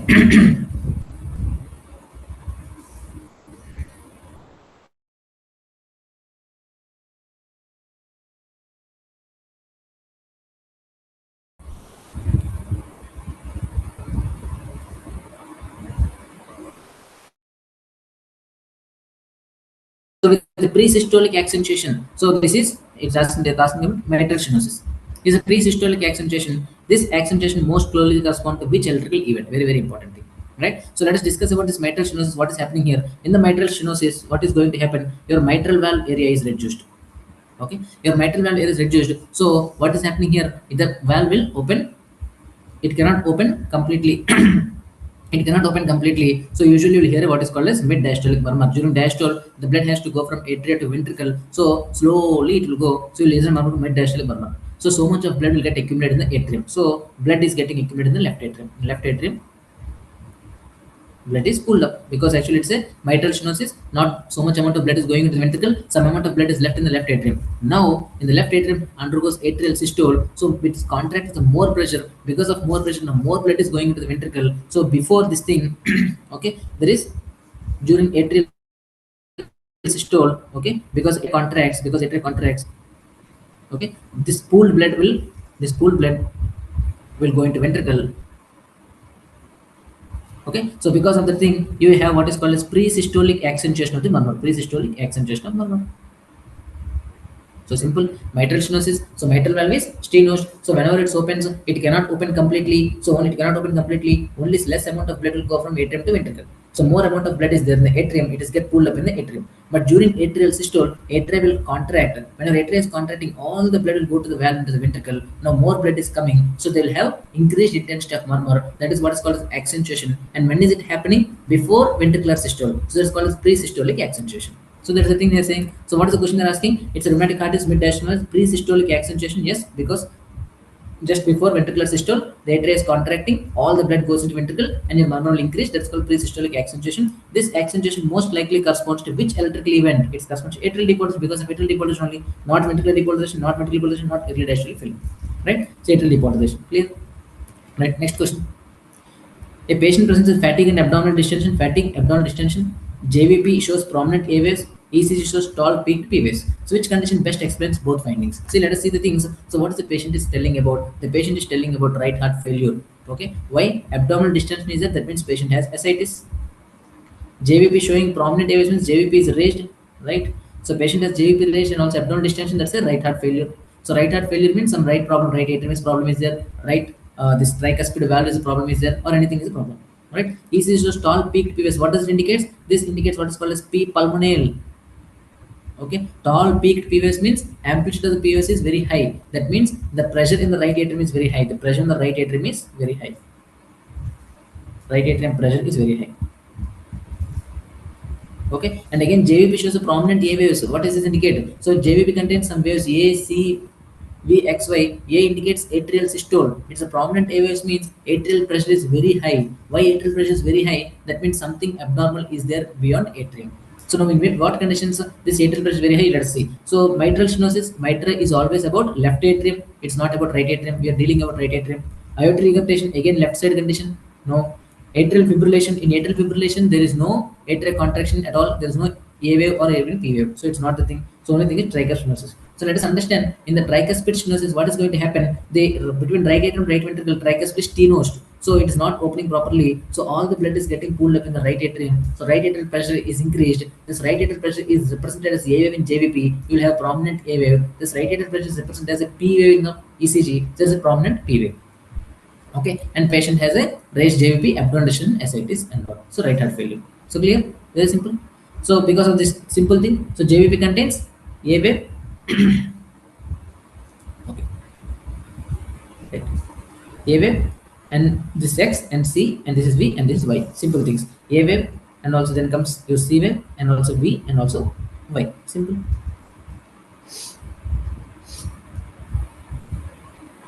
Okay. Right. So A wave indicates your atrial depolarization, as indicates A wave indicates your atrial depolarization. Because of your atrial systole or atrial depolarization, you will have A waves. And this X is represents your atrial diastole, very important, atrial diastole. Okay. This V indicates your venous return. Because of venous return, again, atrial pressure is increased, that is V. And Y indicates your ventricular diastole. Because of diastole, all the blood from the atria going to the ventricle, atrial pressure is decreased. So you can see, and X and the C indicates your during ventricular systole, your AV valves are closed, so that cusp will go into the atria and raise the pressure during ventricular systole. That closure of your AV valves, So this is the JVP waves. A, C, X, V, Y, very important. Okay, A is atrial systole, C is because of the cusp, there is increased pressure in the right atrium, and C and X is your atrial diastole, and V because of venous return, and Y is because of ventricular diastole. Right? In tricuspid stenosis, what is going to happen? In tricuspid stenosis, the valve is not opening properly. So all the blood is there in the right atrium. Right atrial pressure is increased. So your atrial systole is AV becomes very prominent. That's what the question they're asking about. Okay, the patient has fatigue abdominal distension because of right heart failure, prominent AVs because of increased right atrial pressure, ECG shows tall peak PVs because of again right atrial pressure. Which condition best explains the condition? So right atrial pressure, what are the conditions are there? You can see increased pressure, sir. So you can see only tricuspid stenosis. Right, clear? So let us see this thing. A patient presents fatigue and again chronic breathlessness. Patient with fatigue and also chronic breathlessness. On examination, there is a left parasternal heave and auscultation shows opening snap with the mid-diastolic murmur. Very, very important. Again, same thing. Mid-diastolic murmur. I gave you only two indications. What are those things? Mid-diastolic murmur. You can see in the case of this MS and TS. Right? We discussed about this thing. Right? The same thing. He is giving again a question. So mid-diastolic murmur and parasternal heave. The pulse is irregular. All of the following are regarding this patient except. Let us see this thing. Let us decode this question. So patient is having fatigue and chronic breathlessness. With that thing, you cannot do anything. On left parasternal heave. What is the parasternal heave indicates? Left parasternal heave indicates only two things. Either your right ventricular hypertrophy or left atrial enlargement. Very important. Okay, this is very, very clinical medicine only. If there's any parasternal heave is there, either because of right ventricular enlargement or because of your left atrial enlargement. Okay, then opening snap with the mid-diastolic murmur. Mid-diastolic murmur you can see either MS or your TS. Okay, opening snap means just before the valves opening, they're producing opening snap. That means some valves repair has done. The pulse is irregular. What is irregular pulse? It indicates your atrial fibrillation. Atrial fibrillation. Simple. That means patient is talking about mitral stenosis. Okay, so patient has a mitral stenosis. Because of this producing mid-diastolic murmur, because of mitral stenosis, there is left atrial enlargement and also RVH also. That's why patient is having a parasternal heave. So diagnosis MS with left atrial enlargement plus RVH producing some atrial fibrillation. Okay, this is the diagnosis of the patient. Now what is the thing asking? So what are the following are regarding this patient except what are the true is asking? What is not true? Pre-systolic accentuation of MDM is a hallmark which is saying. Okay, let us see. Absent AVS in JVP because patient is having atrial fibrillation. Atrial fibrillation, atria is contracting very fast. Because atria is contracting very fast, you cannot document the AVS. You cannot document the PVS in ECG. So absent AVS in JVP is correct. Increased risk of stroke because patient is having atrial fibrillation. The embolus is formed. Cardioembolic stroke is correct only. RVH, as I discussed already, because there is a parasternal heave is there. Yes, is also correct. What is this pre-systolic accentuation of MDM is a hallmark feature. Usually in this is the INICET level of question. In mitral stenosis, there is a pre-systolic accentuation. Why I discussed in mitral stenosis, blood is not going from left atrium to left ventricle, so all the blood is pulled up in the left atrium. So during when atrial systole, this atrium will contract very fast. Because of contracting, more blood is going into left ventricle. So you have accentuation of the murmur, that is called pre-systolic accentuation. But what is happening in atrial fibrillation? In atrial fibrillation, this atria is contracting very fast. The power of contraction is less. So that's why you're not able to recognize A wave or P wave in ECG. So you cannot see the pre-systolic accentuation also. So that is our correct answer. So pre-systolic accentuation of MDM, even though it's a hallmark of MS, but once patient develops AF, you cannot identify this thing. This part is clear. Very important this thing. Okay. So again I'm repeating. In the MS, there is a pre-systolic accentuation of the murmur because all the blood pooled up in the left atrium. During atrial systole only, all the blood goes into left ventricle. So there is increased intensity of murmur just before the systole. But if MS patient develops atrial fibrillation, so atrial contracting is very fast, but the intensity of contraction is less. Just because intensity is less, you cannot able to hear the intensity of murmur. So the pre-systolic accentuation is not there when patient develops AF. That's important question. Right? Very, very important. This is the INICET level of question. The first year they asked about only MS, MDM, mid-diastolic murmur. Second year they asked about pre-systolic accentuation murmur. In third year, if the mitral stenosis patient develops atrial fibrillation, what will happen? If the mitral stenosis patient develops atrial fibrillation, the A wave is not there in JVP, the P wave is not there in ECG, the pre-systolic accentuation is also not there in the JVP, this murmur. Right? Clear? Right. Let's go to the next question. Important. A patient presents with syncope. ECG is shown here. What is the thing? So just see this the ECG. Very simple.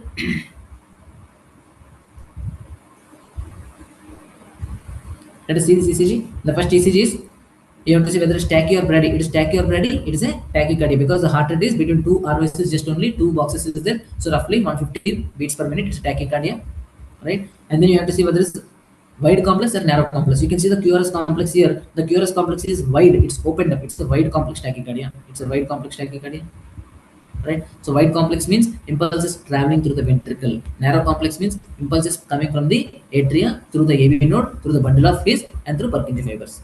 Okay, so wide complex means impulse is traveling through the ventricle. It's a wide complex tachycardia. Now you have to see whether it's regular or irregular. It's a regular. See this, everything is regular, right? Between two RVs, two R large box, it's a regular thing, regular complex. Okay, now you see the PVS, whether PVS are there or not. So there are no PVS. This QRS, there is no PVS.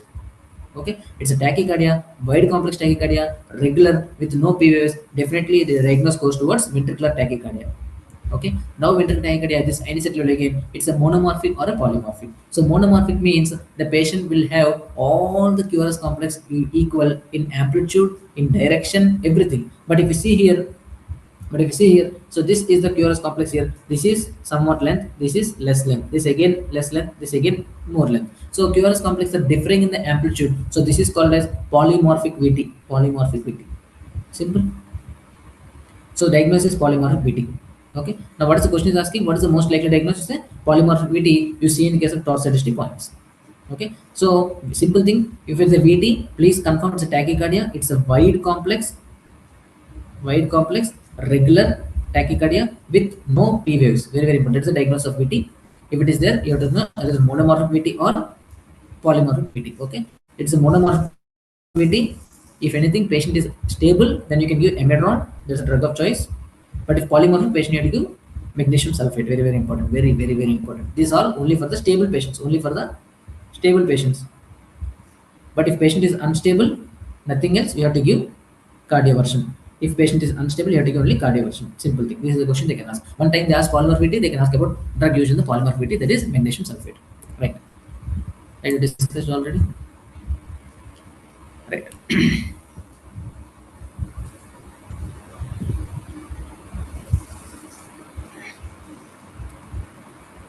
Right. Let us see this question, very important. 28-year-old female presents with recurrent exertional palpitations and syncope. Patient has recurrent palpitations and he developed again syncope also. So what is the thing he's asking? Let us see. This is the ECG. This very, very important thing. This is called as epsilon wave. Okay, this is called as epsilon wave. So what is the thing we can see here? So this is, you can see, of erythmogenic right ventricular dysplasia. So what is happening in erythmogenic right ventricular dysplasia? In the right ventricular, myocardium is replaced by fat. So entire fat, some myocardium cells are there, so they'll have delayed depolarization. So what will happen? This is a P wave and they have this QRS complex. Okay, QRS complex. At the end of QRS complex, again they will have some depolarization.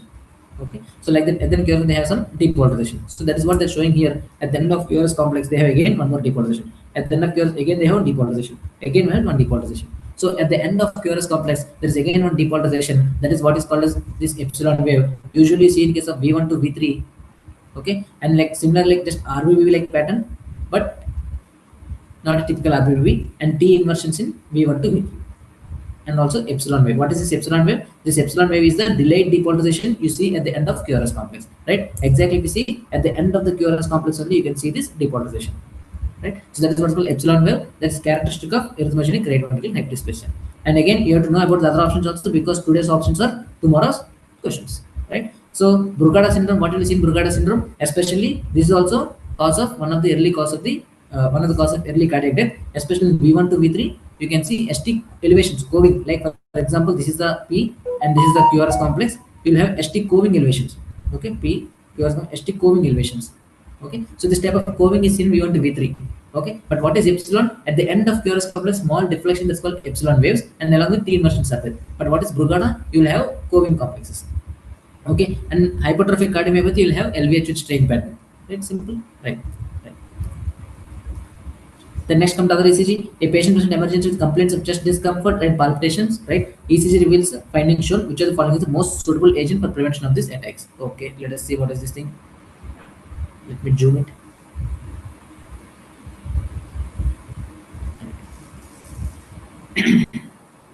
Right.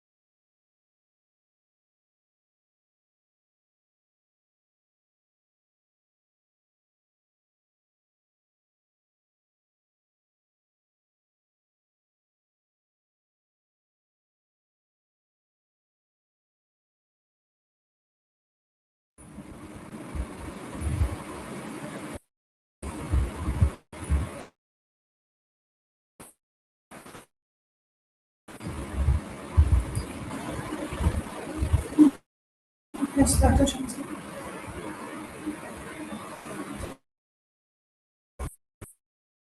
Doing what type of disconnection?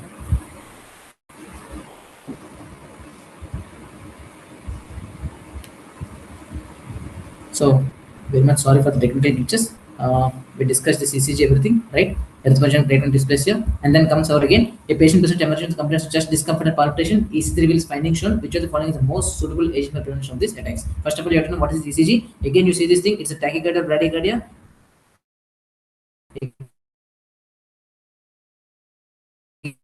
Again, it's a tachycardia. Right. So it's a tachycardia, right? We can see because between two RS, between two QRS complexes, box or less, it's a tachycardia. Then it's again, you have to see whether it's a narrow or wide. Here you can see QRS is very narrow, QRS is very narrow, QRS. I discussed narrow means impulses coming from the atria, that is supraventricular tachyarrhythmias. If wide means ventricular tachyarrhythmias, right? And then regular, irregular, it's a regular, you can clearly see there is a regular thing. Regular means it's again PSVT. And then PVS are there or not? PVS are not there. Okay, so tachycardia, narrow complex tachycardia, which is regular with no PVS, it indicates your paroxysmal supraventricular tachycardia. That again, history also saying patient has discomfort and palpitations are there because of your tachycardia.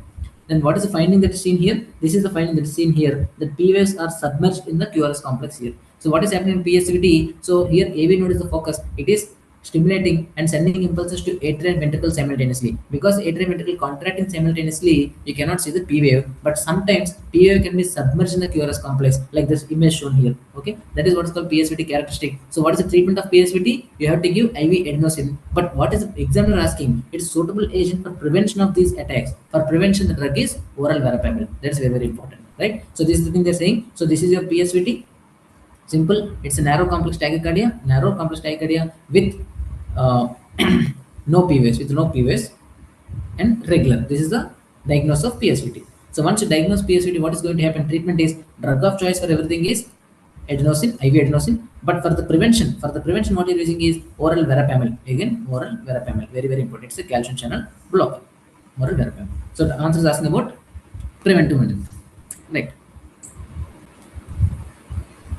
Right, let us see the next question. A 50-year-old male presents with fever and dyspnea and is admitted to ICU. Fever is there, dyspnea is there, yes, admitted to ICU. Labs creatinine 1.5 milligrams per DL, blood ion 45, chest X-ray shown above, nasopharyngeal PCR detects rhinovirus. What is the appropriate management? That is what he's asking. Let us see this thing.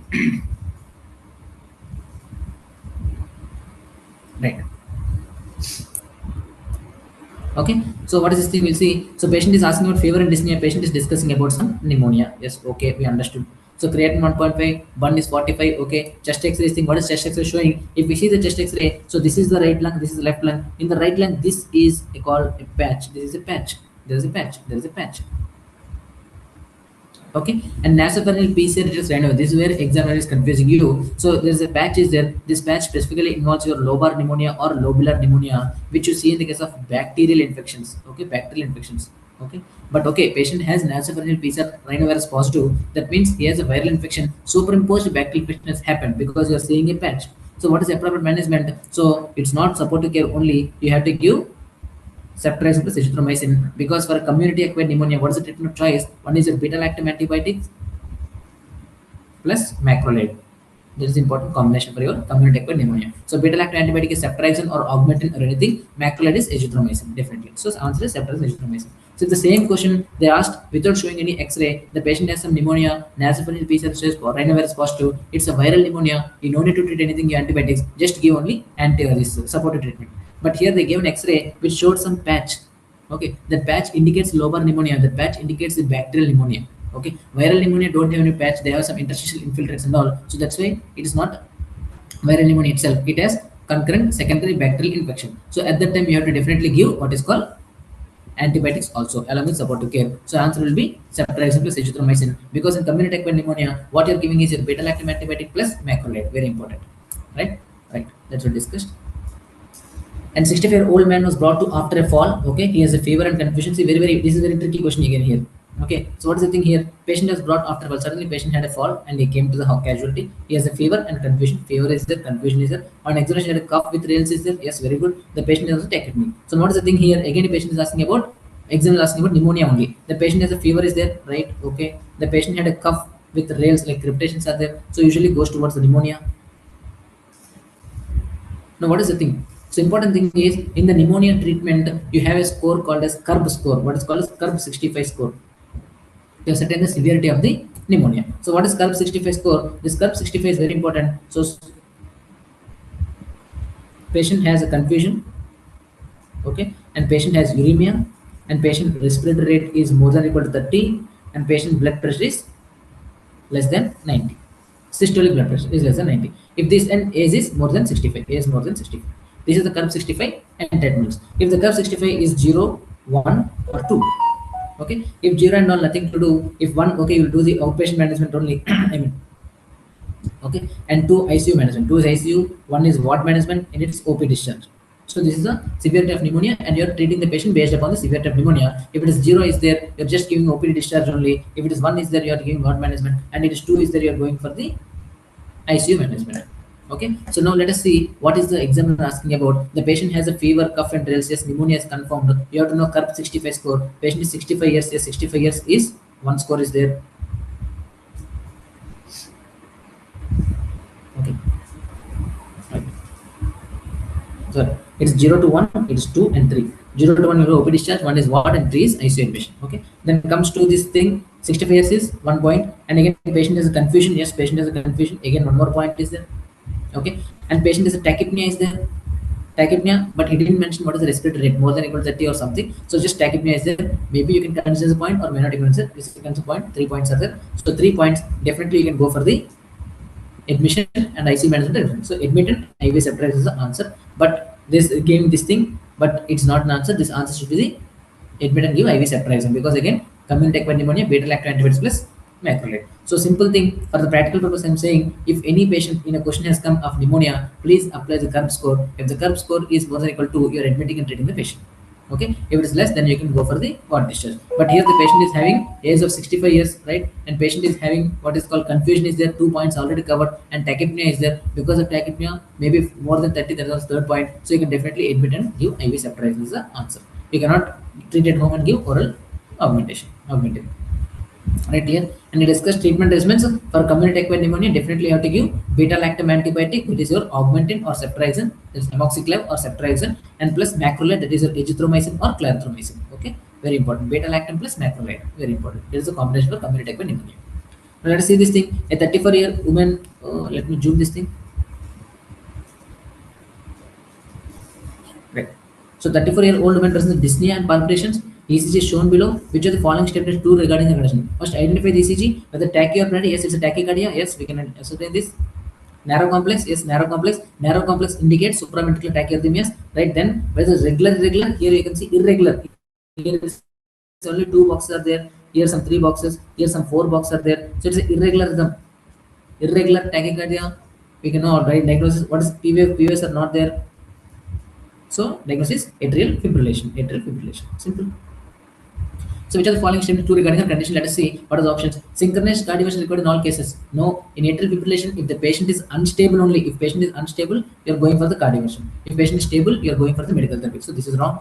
It does not occur in structural normal hearts. No. Atrial fibrillation is most commonly seen in rheumatic heart mitral stenosis, but in patients with normal heart also you can see that is what is called as low atrial fibrillation. That means there is no abnormal structurally abnormal heart. That is you can see in thyrotoxicosis, okay, in alcoholic withdrawal patients, and also in the case of ICU patients. All these patients low atrial fibrillation, that without any structural abnormality also you can see this thing, right? So this is also wrong. Internal digoxin is drug of choice for rate control. No, digoxin usually don't use in atrial fibrillation. Only thing you can use is atrial fibrillation plus heart failure, then you can use digoxin. Otherwise, it's not a rate control drug of choice.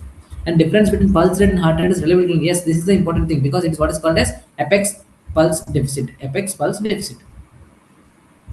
So what is happening in this thing? In atrial fibrillation, heart is contracting very fast, atria is contracting very fast, but all the impulses may not reach the ventricles. Whatever the impulse reach the ventricle, that only can be seen as a pulse. So your pulse rate will be different, your apex rate will be different. So that is called as apex pulse deficit. If it is more than 10, then you can diagnose it as atrial fibrillation.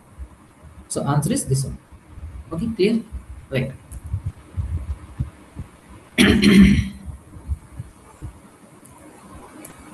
Right.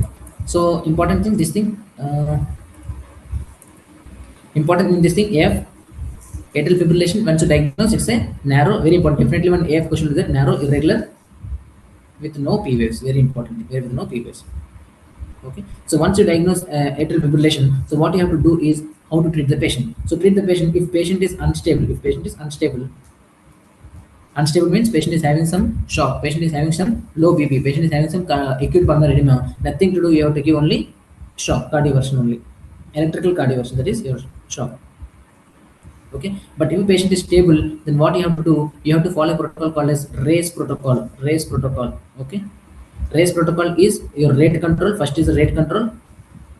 Okay, and A is anticoagulation, very important. You can give anticoagulation, and then can give chemical cardioversion, that is your amiodarone, and if not relevant, then go electrical cardioversion, that is your shock. Okay, so if patient is stable, you have to follow RACE protocol. First you have to control the rate, you give an anticoagulation, then you give, if patient's rate is not controlled, then you chemical cardioversion, then you can go for electrical cardioversion. Okay, important thing in the rate control, you have 4 drugs are there, only 4 drugs are there, very important. A, B, C, D. Okay, A, B, C, D. What is this A? A is for adenosine, right? And B is for beta blockers, and C is for calcium channel blockers, and D is for digoxin. Very important. Okay. Okay. And this digoxin nowadays we are not using. We are using only in the case of AF with pregnancy and AF with heart failure. Only the 2 indications, because otherwise conditions we are not using digoxin because it has so many side effects and all, and very narrow therapeutic index. We are not using this thing. Right? Anticoagulation you decide based upon your CHADS2 VAS score. You study about this CHADS2 VAS score. If more than 2, you will get anticoagulation. Chemical cardioversion you will get amiodarone. Electrical cardioversion again DC shock. Right? Clear? Simple. Right. Let's go to the next question. A patient with irregular pulse again shows about atrial fibrillation of 4 hours duration. Already 4 hours duration is there. Hemodynamically stable. That is the clue here. Hemodynamically stable. Patient is stable. So what is the appropriate initial step? Immediate cardioversion. No. Patient is stable. You are not going for cardioversion. Start anticoagulation. Okay. Rate control TEE. What is saying? I said already stable patient. You follow RACE protocol. So rate control, then anticoagulation, then chemical cardioversion, electrical cardioversion. So rate control is the important answer. You can give adenosine, beta blocker, calcium blocker, digoxin. Right? Simple. Next, let us see the question. A 12-year-old boy presents with complaints of profuse watery stools and also elevated WBC count of 16,000 cells per mmHg. He has loose stools and also elevated WBC count. He has been on treatment amoxicillin past 1 week. Very, very, very important. What is the diagnosis? So diagnosis is very simple. Patient has come with profuse watery stools and has taken some amoxicillin. This is antibiotic associated diarrhea. Very, very important. So what are the antibiotics which are associated with diarrhea? That's important thing. So one is amoxicillin. Very, very important thing. Again, ceftriaxone. Important, and clindamycin. For your level, these 3 things are very, very important. These 3 antibiotics are very, very commonly associated with the antibiotic associated diarrhea. So what is happening here? Once you give antibiotic, so these antibiotics are disturbing the gut flora. Because the gut flora is disturbed, so pathogenic organisms will grow and lead to diarrhea. And what is the organism responsible for this thing? It is Clostridium difficile. Very, very important. It's a Clostridium difficile. Okay, this organism will grow and it produces toxins and it causes toxin diarrhea. Okay, very important. This Clostridium difficile is normally it's a commensal in the gut. Okay, now because you are giving antibiotic and all, you are removing all the good bacteria. This Clostridium difficile produces toxins, and this toxin is producing diarrhea, and that is called as antibiotic associated diarrhea. Very important thing. So how will you diagnose this thing? You have to diagnose by using Clostridium difficile, toxin A and toxin B. You have to do this thing and do toxin A and toxin B. Simple. So how will you treat? Treatment is, because antibiotic associated diarrhea, you cannot give any antibiotics at all. Okay. So what you can do is, either you can give, if it's a mild disease, you can give oral metronidazole, okay, or you can give oral vancomycin. Very important, oral vancomycin. This is the drug of choice in the case of antibiotic diarrhea. And second thing is fidaxomicin. Okay, these are the only three drugs which can be used in the case of antibiotic associated diarrhea. Right. So what we discussed, antibiotic associated diarrhea. So mainly patients antibiotics are amoxicillin, ceftriaxone, clindamycin. These three are the one which are very important in causing diarrhea. So what is the pathology here? All the good bacteria are gone. So now this Clostridium toxin difficile is the organism. It will produce a toxin that is causing toxin diarrhea. So what is the thing here? Toxin A and toxin B are the toxins. You have to diagnose by using these toxins. What is the treatment? Metronidazole, vancomycin, or fidaxomicin. These are oral, not IV drugs. Okay, so what is happening here? This Clostridium difficile, it cause affect the colon and form small plaques which can be easily removable. Okay, these plaques we can differentiate it from the ulcerative colitis also. So let us see what is the question here. The patient has profuse water stools, elevated WBC count. Okay, he has gone treatment amoxicillin. This is the clue. It is antibiotic associated diarrhea. What is the treatment choice for this condition? So fidaxomicin, clindamycin. It is causing your diarrhea. You cannot use this thing. No antibiotics are used in antibiotic diarrhea except fidaxomicin, metronidazole, and vancomycin. That's all oral also. And Janamavir is antiviral. We are not using. Cilastatin we are not using. So answer is fidaxomicin. If answer is vancomycin is there, you have to put oral vancomycin. IV vancomycin is not answer at all. Okay. Right. A patient undergoing colonoscopy shows raised cream to yellow plaques and nodules loosely attached to coronary mucosa with intervening areas of relatively normal appearing mucosa as shown in image. These findings are highly suggestive of this suggestive of again pseudomembranous colitis. This again antibiotic associated diarrhea due to Clostridium difficile. This is the important thing. This is a microscopic picture. If you do the colonoscopy grossly, what you can see is your cream to yellow plaques which are easily removable from the coronary mucosa. That is important thing. Right, that is what you see in Clostridium difficile induced antibiotic diarrhea, which is also called as pseudomembranous colitis. That is, it's called as pseudomembranous colitis because it forms membranes but easily removable pseudomembranes, and colitis involves the colon. It's called pseudomembranous colitis. Okay, treatment again fidaxomicin, metronidazole, or vancomycin oral. Right. Next, 30-year female presented with weight loss and cough. Very important. Okay, investigation was found that she had pleural effusion. Okay, in lymphadenopathy and tree-in-bud appearance on CT scan. On aspiration of pleural fluid sample, adenosine deaminase is low, lymphocytes are high. What is the finding in the aspirate of mediastinal lymph node? So again, the examiner is talking about some things. This again very important thing. So always in clinical medicine, going to rare diagnosis is not correct. So always you have to find rare findings of a common disease. Okay, rare findings of a common disease, especially in our India, the common disease is tuberculosis. So whether it's tuberculosis or not, we'll see once. So patient is having weight loss and cough. Yes, it's suggestive of tuberculosis. Yes, correct. And when we found a pleural effusion, yes, TB can cause TB pleural effusion. Lymphadenopathy, yes, they have maternal lymphadenopathy. Tree-in-bud appearance on CT is characteristic of your radiologically confirmed TB. If any patient is having tree-in-bud appearance, it means endobronchial spread is there. You can confirm it as TB, radiological spread of TB. And but aspirant pleural fluid sample ADA was low. Though this is the only contradicting point here. Actually, usually in the case of TB, ADA will be high. ADA will be high. But ADA is low here. That is the only thing contradictory thing. So what is the finding in the aspirant? What is the diagnosis now? Still I will go for the TB. Because the TB weight loss and cough systemic symptoms are there. Again, lymphadenopathy is there. Tree-in-bud appearance is radiological confirmation of tuberculosis. Okay, but still pleural fluid ADA is low. Okay, fine, no problem. Because in the early phase of TB and all, ADA can be low. And lymphocytes also high. Lymphocytic effusion again consists of TB. So all these 4 points suggest of TB. So I'll still go for the TB. So what will the finding in the aspect of mediastinal lymph node? Definitely mediastinal lymph node caseating necrosis and all. So what is the answer here? Necrotized epithelial giant cell necrosis. Yes, correct. Reactive lymphoid hyperplasia is just only lymphoid hyperplasia seen in viral infections. It is not the thing. Fungal hyphae, we are not considering about fungus. And anthracytic pigment is seen in occupational language, we are not considering about it. So answer is this one. So take home message is, when you are considering the disease even in the exam or even in the case of your clinical practice, what you have to see is common disease is very important. You should not miss a common disease. So common disease can present as a rare manifestations. Okay, but rare disease, it's not so common, right? So always consider rare manifestations of common disease than the rare diseases. So here, even though ADA is low, why we consider TB? Because tree-in-bud appearance, lymphocytic pleural effusion, systemic symptoms are there, lymphadenopathy is there. Because of all these things, we can say radiological TB and we can consider it as TB. When you do the biopsy, definitely you can see the necrotized epithelial giant cells of necrosis, right?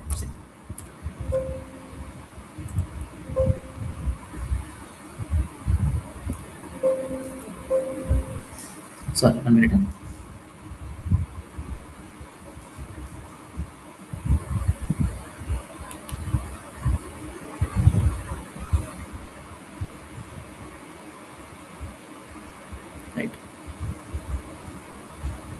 Right. Okay.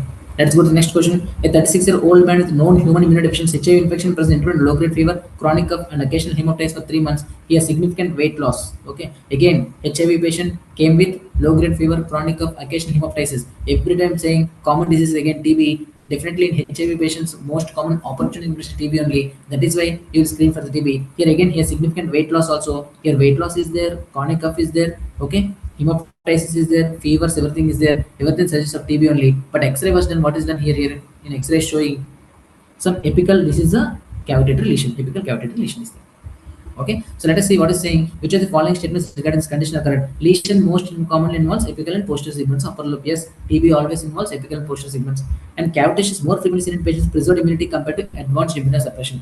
Right?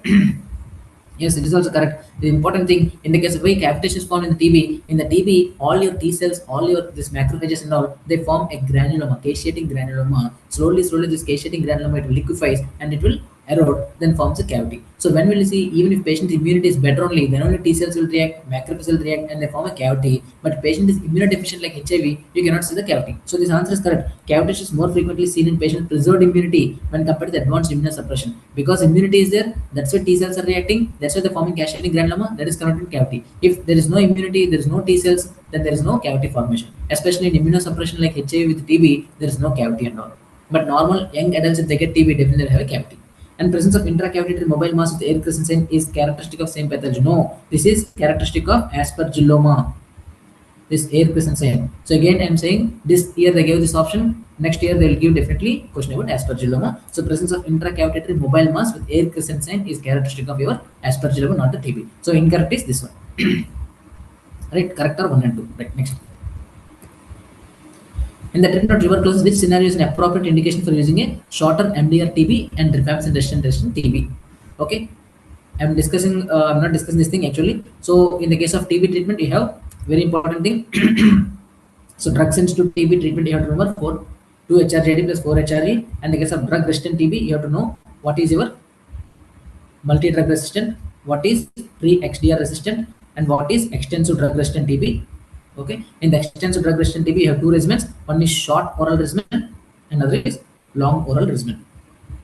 Okay, usually we use short oral regimen, very important. So this is the beta-acyl containing regimens and all. So this is the regimen we are using. Please study this regimen. Please study this drugs. We are not explaining this, just a memory thing only. So what is the indication for using a shorter MDR-TB regimen is asking. Okay, so extrapulmonary TB, rifampicin-resistant TB, that is confirmed fluoroquinolones, and this is the answer. Okay, the patient should be rifampicin resistant, then only you will ask MDR-TB, and patient should be fluoroquinolone sensitive, then only you can use this shorter oral regimen. So please study about regimens of long oral regimen, short oral regimen. Okay, and not celiac disease, it's IgA celiac disease, you know already, it's a gluten sensitive enteropathy. It's IgA transglutamax positive correct, IgG anti-gliadin positive correct. Modified Marsh classification is used in the case of your endoscopic findings, and HLA DQ6 and DQ11, just only it's a memory question. HLA DQ2 and DQ8, these are involved in the celiac disease, very important thing. Okay, so this is the thing. Right, next remaining question, celiac disease we'll discuss. So what is celiac disease? Celiac disease actually it's a gluten enteropathy. So what will happen? Individual takes a gluten. So because his gluten sensitivity is less for him, so antibodies will form against the gluten and all, and these antibodies will damage your small intestine, especially duodenum, jejunum, and ileum.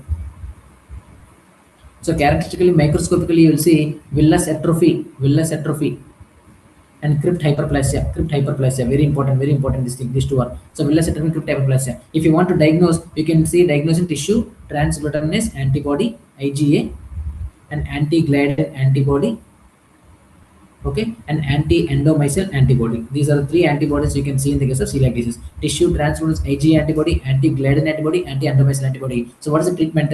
Gluten-free diet is a treatment, nothing else. Gluten-free diet. Okay, so let us see the questions. A mother brings 4-year-old child to clinic due to poor weight gain. He is not gaining weight, abdominal pain after meals, and also generally poor appetite. After advise the child to follow a gluten-free diet, there is noticeable improvement in both oral condition. So what is diagnosis? Celiac disease. This is only response to gluten-free diet. Right. Next. Antibody associated celiac disease, again tissue transglutaminase is there. ASC, ANCA, these are not this. This is the thing. Okay. Anti-smooth muscle antibody is seen in case of autoimmune hepatitis. Okay, ANCA is in case of vasculitis, anti-ferritis in case of this megaloblastic anemia, intrinsic factor deficiency, you can see. Okay, this is the thing I discussed. Anti-tissue transfer means anti-gliadin, and also what is called this anti-endomycin antibody. Right. Next, a man is COPD presents acute exacerbation. Right, his vitals are given below. Now, the patient has COPD. He has acute exacerbation. Vitals according to gold criteria, which is the following is used in the management of this case. Okay, he's asking COPD with acute exacerbation, what can be used? Antibiotics, yes. For the CO gold criteria is given any patient of COPD exacerbation, please give erythromycin, because they have LRT as the most common cause of exacerbation. Please give erythromycin, and also you can give beta-lactam or any antibiotic. Steroids. Steroids are giving in acute exacerbation, giving LAMA, long-acting muscarinic antagonist, long-acting beta agonist, and then giving steroids also, right? Nebulized bronchodilators, bronchoagonists also are giving, so because in COPD management they are giving steroids, muscarinic antagonists, and also bronchodilators like SABA, right? But what you're not doing, antivirals. Antivirals are not usually recommended in the COPD recommendation. There's no role of antivirals. Like some people usually they have practice of, because it's infection, influenza, antivirals, oseltamivir they'll give, but it's not recommended in the case of gold criteria. So recommended things are bronchodilators. What are bronchodilators? Long-acting muscarinic antagonist and long-acting broncho beta agonist, or your salbutamol, that also can be given, and also antibiotics like erythromycin. Very important, right? So 1, 2, 4 are the answers. No, antivirals are not recommended, right?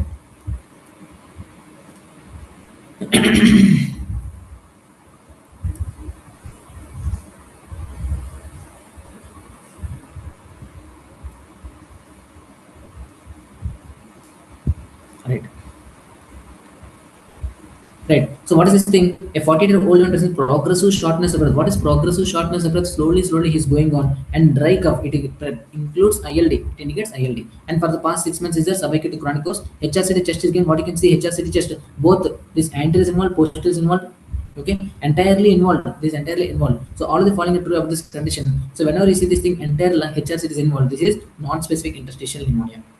Okay, because in UAP your apex is paired, epicobasal gradient can be seen, okay, but in NICP with entirely HRCT is involved.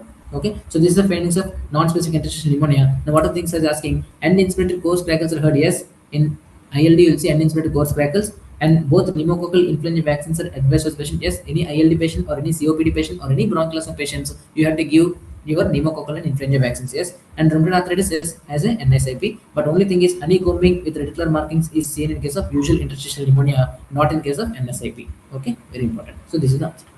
Clear? Next. A patient with chronic productive cough and progressive breathlessness diagnosed COPD, right? He is COPD only. He develops type 2 respiratory failure. Okay. Which of the following statements regarding his condition is not true? Okay.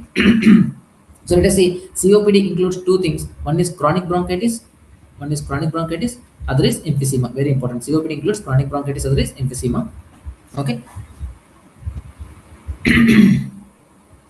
So COPD includes chronic bronchitis, emphysema. Now what is asking? Patient presents with chronic productive cough. This is presentation of chronic bronchitis. Emphysema patient, they won't present as a chronic productive cough. So what is the definition of chronic bronchitis? The patient presents with chronic cough, which is productive cough, and also for every 3 months for sequentially 2 years. That is the definition of chronic bronchitis. So he is asking about chronic bronchitis, what is right and what is wrong. In chronic bronchitis, what is going to happen is the submucosal layer. The submucosal glandular layer is hyperplastic.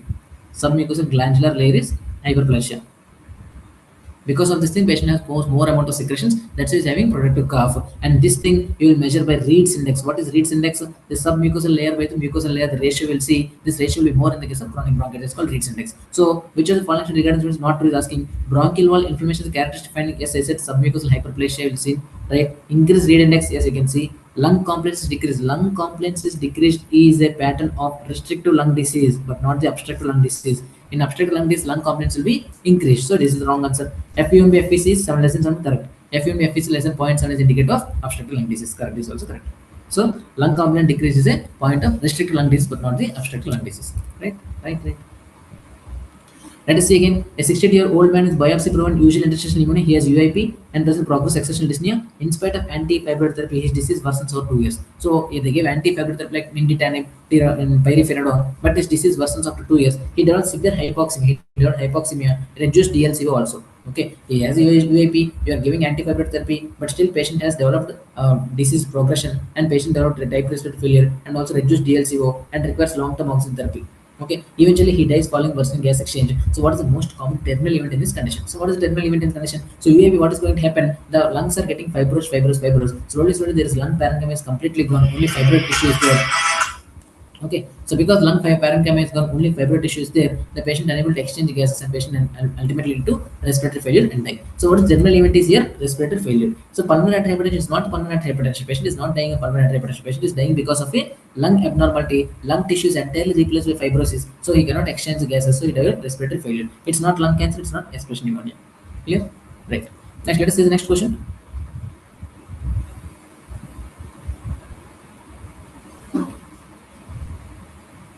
Okay, let us go a bit fast. We can just take in half an hour and complete this session. So it's very easy things only, we can deal easily. So 50-year-old woman presents with chronic cough and shortness of breath. Okay, on further diagnosis, COPD is already made and CT thorax is performed and finding issue. What is seen in CT thorax? You can see here, these are all the small bullae. You can identify this thing. So this black thing, this black one, these are emphysematous bullae. These are emphysematous bullae. So this is what the image is showing. What is the MDR deficiency? You know, alpha-1 antitrypsin deficiency is the one which is involved in causing emphysematous. Okay, that's it.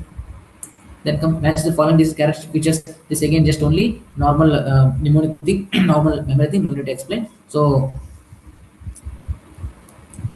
as usual, pleural effusion, cold worker pneumonia, all these things. You know these things. Okay, you can see this thing. Nothing else. Right.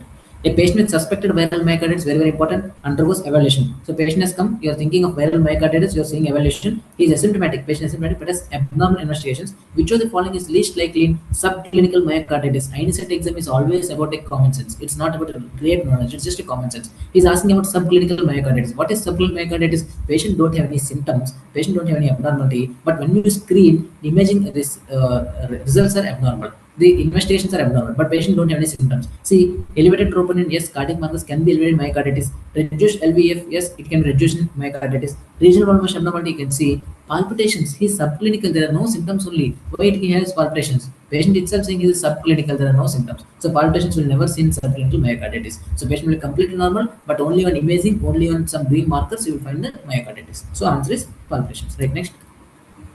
So one important thing I would say, viral myocarditis is very important. The most important virus is Coxsackie virus. Okay, very important thing. And there's a thing called so viral myocarditis patient should have a symptoms.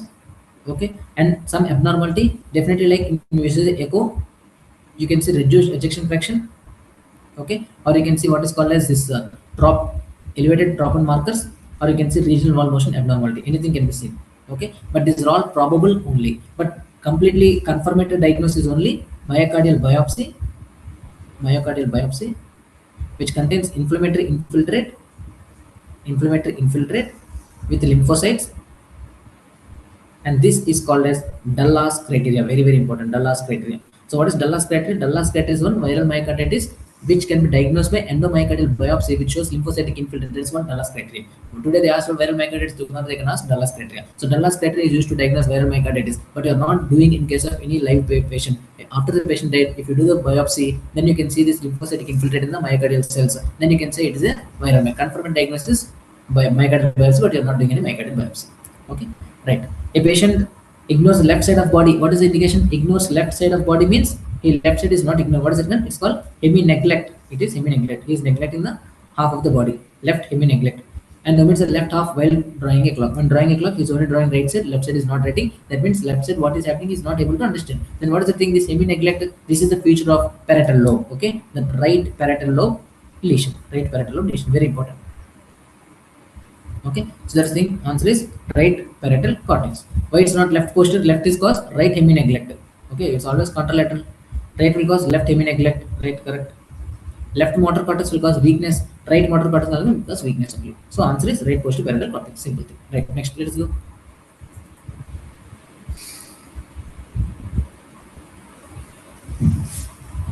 Okay, 1 minute.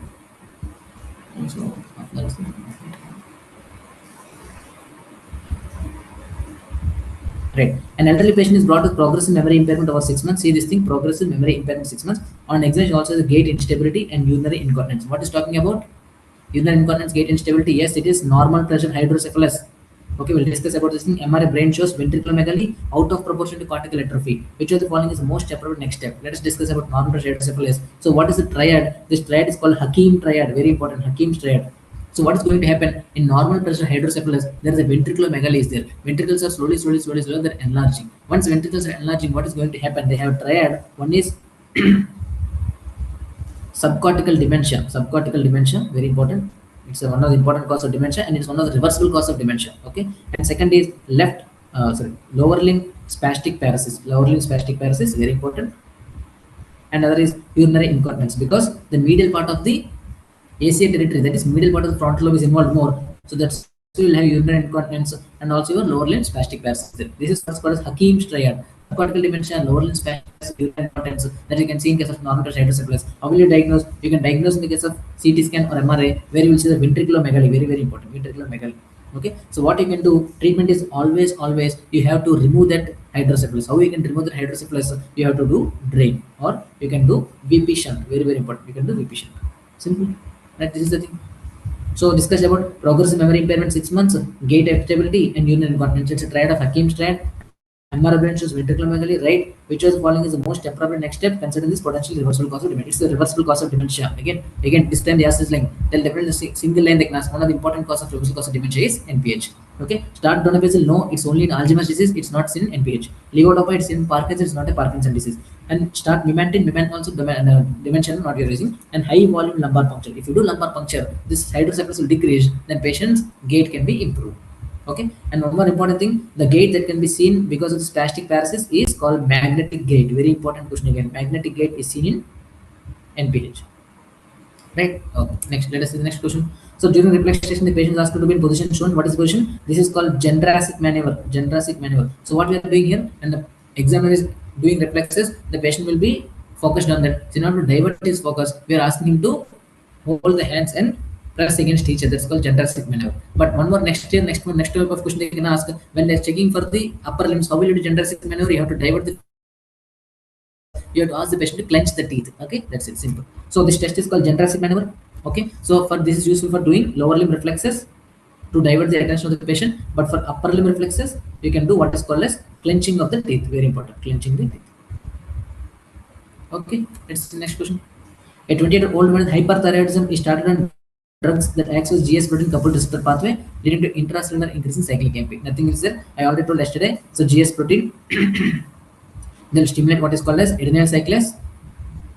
Because of this thing, it will cause increased cyclic AMP. This cyclic AMP will cause increased protein kinase A.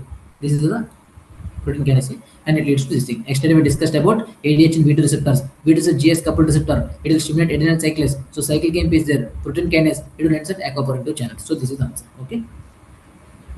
Clear? Nothing to explain, right?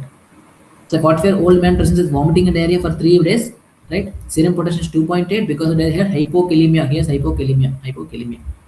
He develops muscle weaknesses, hypokalemic muscle weakness, and ECG. Yes, ECG, UAs are there, ST depression, so many things can happen. Which of the following is not a recognized complication of hypokalemia? So hypokalemia, what are the complications? Quadriparesis, yes, because hypokalemic periodic paralysis. The patient can get a quadriparesis, but reflexes can be preserved. If you give potassium, patient can be improved. And patient with ventricular arrhythmias, yes, hypokalemia is one of the important cause of ventricular arrhythmias, right? And nephrogenic diabetes insipidus. Yes, hypokalemia is also a complication of nephrogenic diabetes insipidus. Very important. Okay, so why? Because this hypokalemia, okay, it will decrease the aquaporin 2 channels. So once aquaporin 2 channels are decreased, there is no free water reabsorption. So there is increased urine output. That's what nephrogenic diabetes insipidus. Okay, very important. And cerebral edema is not a complication of hypokalemia. Okay, the next year they will ask what is the which alternate abnormality cause cerebral edema. It is mainly seen in case of hyponatremia, because hyponatremia is there. Your osmolality is decreased. Because of this thing, it will be hyponatremia, right? Okay, that's the next question. A 56 years old presents with acute retrosternal chest discomfort. Okay, 1 minute. Okay. Right. Retrosternal chest, acute chest pain, sweating for 1 hour. Again, it indicates acute coronary syndrome. ECG, what is shown in ECG? Lead 1 is normal, lead 2 normal, lead 3 normal, AVR normal, AVL normal, AF normal. Here they mentioned about V7, V8, V9. What is V7, V8, V9? V7, V8, V9 are the posterior leads. Okay, very important. Usually, what is the important thing? You have only V1 to V6 are there, plus the anterior and also lateral part of the chest. But you are not seeing the posterior wall. To see the posterior wall, you are putting V7, V8, V9. You are removing V1, V2, V3 and putting V7, V8, V9 at your posterior axial line, at the scapula and interscapular line. So you are seeing the posterior wall. When you see this here, you are seeing ST elevations in V7, ST elevations in V8, ST in V9. That means it is the posterior wall STEMI. This indicates your posterior wall ST elevated MI. Okay, so let me have small 1 minute break.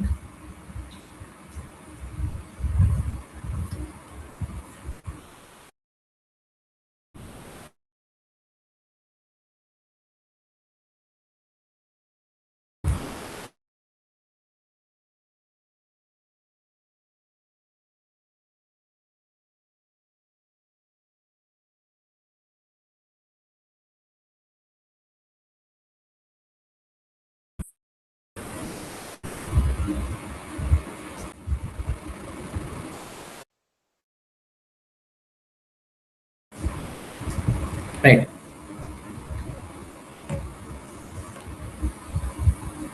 right. So the example I'm given V7, V8, V9 is ST elevation. It's a posterior wall STEMI. Okay, right. This is the answer is posterior wall myocardial infarction. It's not NSTEMI. NSTEMI will have ST depressions throughout the leads, and unstable angina we have T inversions. Okay, and acute myocarditis will have many things. So it's a mostly it's a posterior wall myocardial infarction. Okay, so just a minute.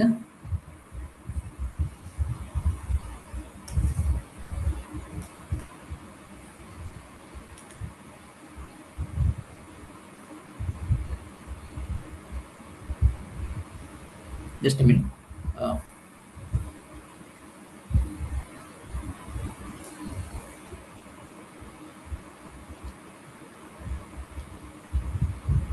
just an important message. Sorry for the right. Right. Next comes the other thing. Okay, we'll discuss this thing. So one very important thing: a 40-year-old patient with tubercular pericarditis, right? Very important. Mono,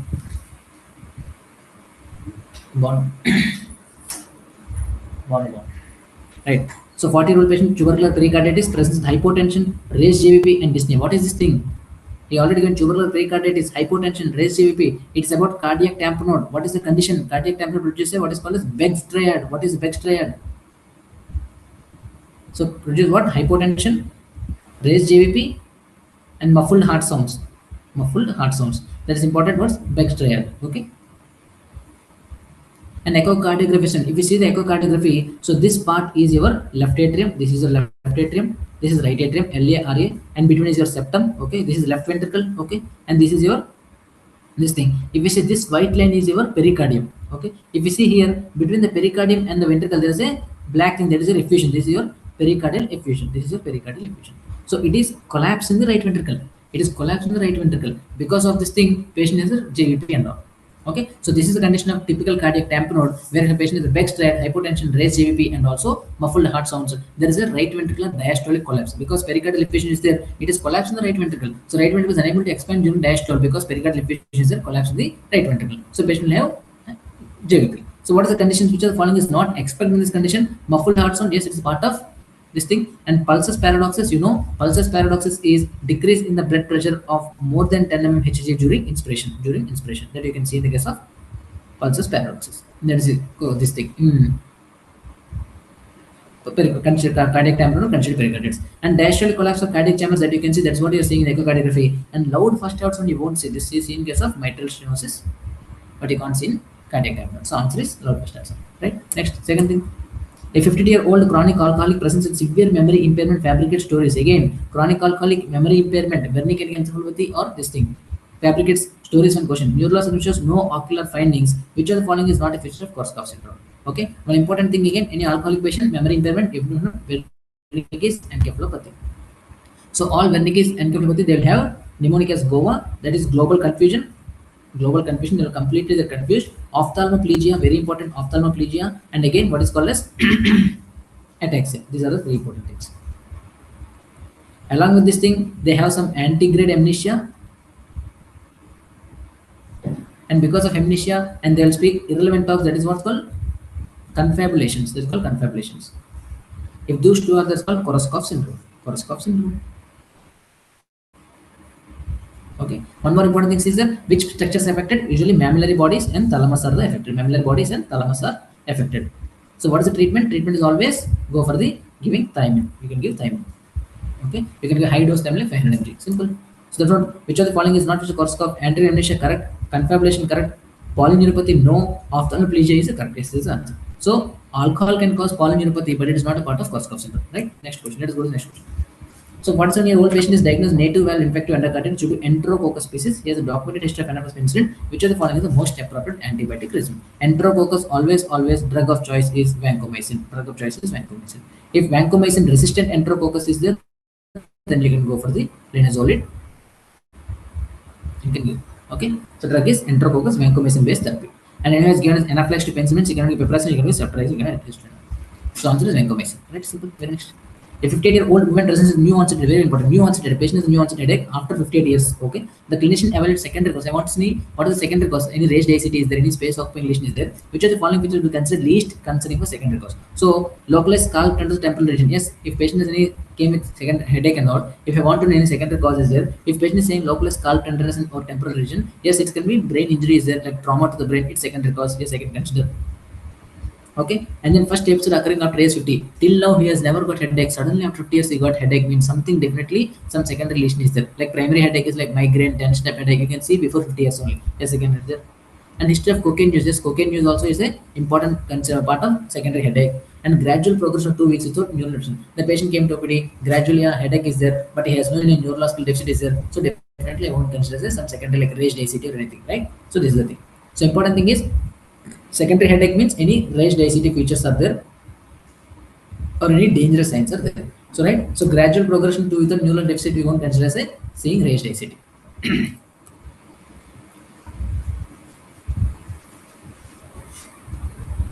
Okay, let us see one more thing. A middle-aged obese male presents with snoring, daytime somnolence, and non-refreshing sleep. What is the diagnosis? It is obstructive sleep apnea. Okay, repeated apneic episodes. Let us discuss obstructive sleep apnea. So obstructive sleep apnea should have definitely nocturnal symptoms. What is nocturnal symptoms? That is like snoring. Okay, and other is your diurnal symptoms. What is diurnal symptoms? Again here, the patient will have increased daytime sleepiness. So nocturnal snoring and also apneic episodes, very important. Okay. And polysomnography, you will see, so disturbed sleep pattern. So what is happening in obstructive sleep apnea? In obstructive sleep apnea, suddenly the patient will sleep, it will go into sleep. Okay. Suddenly he will experience some apneic episode. Because of apneic episode, suddenly patient, okay. So because apneic episode, suddenly patient will get woken up. Why is it an apneic episode? Because here all these structures, they are closing your airway. Okay, so that is what this thing is saying. A middle-aged obese person snoring is there, daytime somnolence, and non-refreshing sleep is there. Okay, so repeated apneic episodes lead to fragmented sleep. Yes, because of apnea and all, he is having fragmented sleep. Correct, assertion is correct. Upper airway muscle tone decrease during sleep, like very important. So what is the thing is like in this thing, there is a pharyngeal dilators are there, pharyngeal dilators. Okay, their tone decrease in the sleep. So because of them, they will collapse. That will lead to apneic episode. So suddenly the patient will wake up. So that's what this thing, both A and R2 are as a correct explanation. Okay. Obstructive sleep apnea, this pharyngeal dilator muscles are there, and all this will help to maintain the tone. In the obstructive sleep apnea patient, during sleep, the tone is decreased, they will get collapsed. So suddenly the patient experiences apneic episode, and suddenly he will wake up. So that's why they have fragmented sleep. So much of sleep disturbance is there, and early morning they'll have again diurnal, morning time more sleep tendency is there, right? Right. So some more 40 some questions are there. We can continue. We can just, if it takes a 45 minutes, we can continue this class. We can easily complete. Okay, no issues. Just a minute.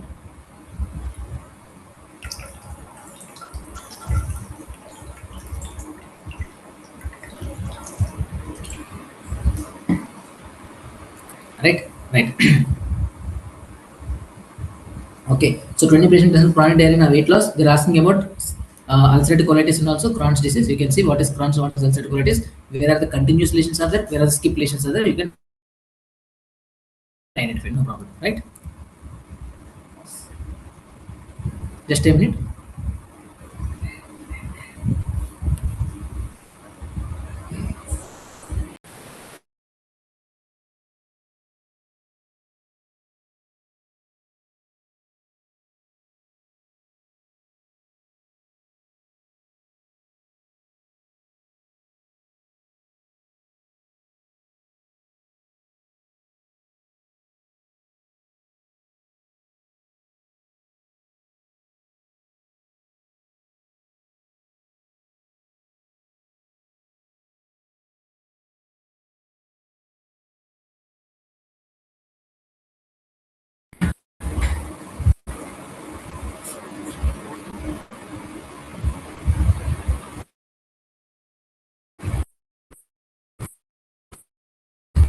Right. Remain 5 more questions, so then we can stop the thing. So I discussed already about obstructive sleep apnea. What is obstructive sleep apnea? The patient will have nocturnal symptoms, diurnal symptoms, and also polysomnography showing fragmented sleep. So in nocturnal episodes are patients, because this upper airway pharyngeal dilator muscles are there, they are maintaining the tone. During the sleep, the tone is decreased, they will collapse. So suddenly patient experience apneic episodes, because of the patient will wake up. So there are fragmented sleep is there. Because of this thing, patient also diurnally daytime sleepiness is there. So this is the main mechanism of obstructive sleep apnea. So we discuss those things. So let us see this question again. A 40-year-old obese male, usually it is seen in case of obese patients, because obese patients only all these the structures that present adenoid hypertrophy can also cause closure of the airways, all these things. And present daytime somnolence, again daytime somnolence, obese patient, daytime somnolence, overnight study shows recurrent episodes of absent air visits, apneic episodes are there. Okay, with preserved respiratory effort. So what is the diagnosis asking? See the INICET level of question, it's just a common sense only. Let us understand this graph very easily.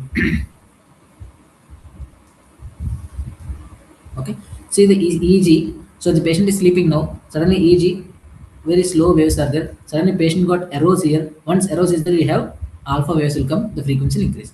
And the airflow. Suddenly the patient has airflow. Now this patient, this period is nothing is there. Completely apnea is there. Once apnea is there, then only you will be arose. Then you will again normal breathing is there. Okay, when you see the effort here and all, once he arose, they will have more effort is there of rib cage, more effort of abdomen is there. Again, your saturation levels because of apnea it will decrease here. Okay, so just they are showing about what is called as obstructive sleep apnea because of your daytime, nighttime, this dilator muscle tones and all decreased. They'll get apneic episodes. Because of apneic episodes, you will have suddenly arousal and all. It's just image showing this fragmented sleep and arousal. So, which of the following best explains this finding? It's mainly because decreased central respiratory. No, it's not because of decreased central respiratory drive. Okay, a decreased central respiratory drive is central component of breathing difficulty you see in case of pontine lesions and all. It is not due to this thing. So, what is the pathology of obstructive sleep apnea? They're asking. Increased pharyngeal dilator muscle tone. Yes, this is the thing we discussed. Sorry. So this is not thing, because we have decreased tone of the pharyngeal muscles. So because of decreased tone, they're getting collapse and having apneic episodes. And reduced upper airway muscle tone during sleep, we discussed already. In upper airway muscles here, there, in the during sleep, the tone will decrease, such that they'll collapse and have apneic episodes. This is the answer.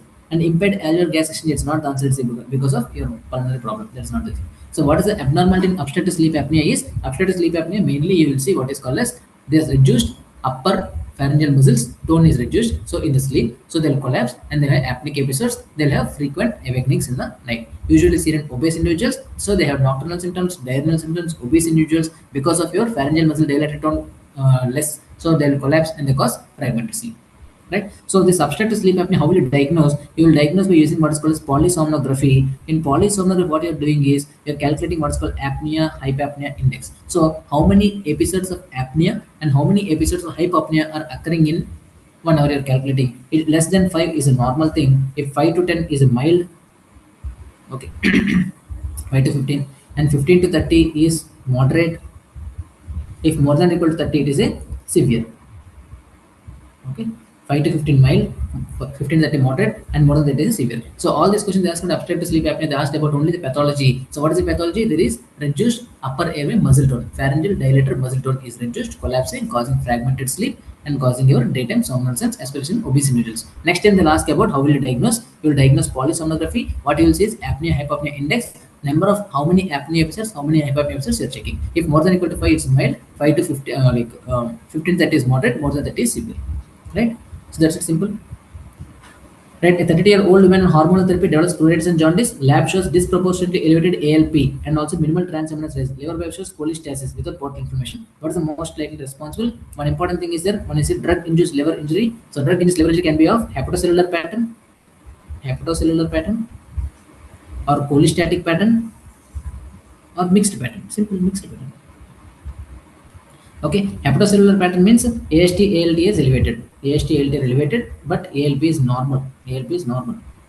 In cholestatic pattern means ALP is elevated, but AST ALT remains almost normal. Mixed means both are elevated. Okay, very important. Is that clear? Right. So what is the common hepatitis? Your PCM and your TB drugs like isoniazid and rifampicin, and here it is your mostly your steroids and hormonal drugs. They cause cholestatic pattern. Simple. So that's what they're asking here. Elevated ALP is there, minimal transaminase, it's a cholestatic pattern. When they do biopsy also they show cholestasis. Okay. So with the like response is usually your steroids or hormonal response or estrogen containing therapy. And they also given already patient is in hormonal therapy. Right? Okay. Right, next question. A 40-year-old chronic, this is very important things. A 40-year-old chronic smoker undergoes spirometry. If FEV and FPC is 0.65, that means less than 0.7 indicates your obstructive pathology. FPC 62%, FPC also reduced. Okay, then RVDLC is 114%. Residual one is very much increased. That means what? It is restricting. It's already so much of air is trapped inside the lung. So which of the following describes the condition of the lung is trapping of air with hyperinflation. Okay, so let us see this PFT, very important here. Okay, so first of all, what you're seeing is simple concept is in the case of COPD obstructive diseases, FEV1 will be reduced, but FPC is always normal. In case of restrictive, FEV1 and FPC always reduced. So what you're seeing is FEV1 by FPC ratio, FEV1 by FPC ratio. Okay, if it is less than 0.7 or more than or equal to 0.7. Okay, if it is less than 0.7, usually mostly it goes to obstructive disease. What we'll do is FPC levels. Okay, if FPC is normal, yes, it's already confirmed obstructive lung disease. If FPC is reduced, okay, then next step you have to see is total lung capacity. Okay, in this total lung capacity, if total lung capacity also decreased, okay, that indicates your mixed restrictive and obstructive disease. If total lung capacity is increased, that is your air trapping that you see in case of emphysema. Air trapping. Okay, similarly, if it is more than or equal to 7 means it can be normal or restrictive, so then you can see FPC levels. Okay, if FPC is reduced, that is restricted lung disease.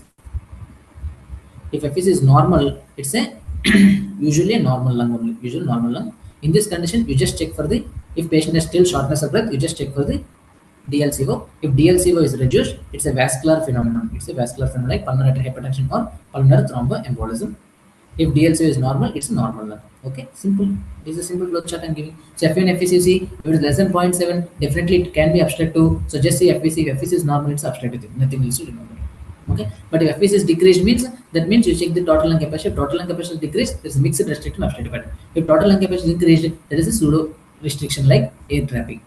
Right? If FPC is more than 7, it can be normal or restricted lung disease. So what you can do is you can see FPC. FPC is reduced is restricted lung disease. If FPC is normal, if patient has symptoms like dyspnea and all, then you can go for DLCO. If DLCO is reduced, then it can be usually vascular phenomenon like pulmonary hypertension or pulmonary thromboembolism. If it is normal, it's normal. Okay, the simple flowchart you have to remember this thing. The same thing they're asking here. FPC is 0.65, it's reduced. Here FEV1 is by FPC is reduced.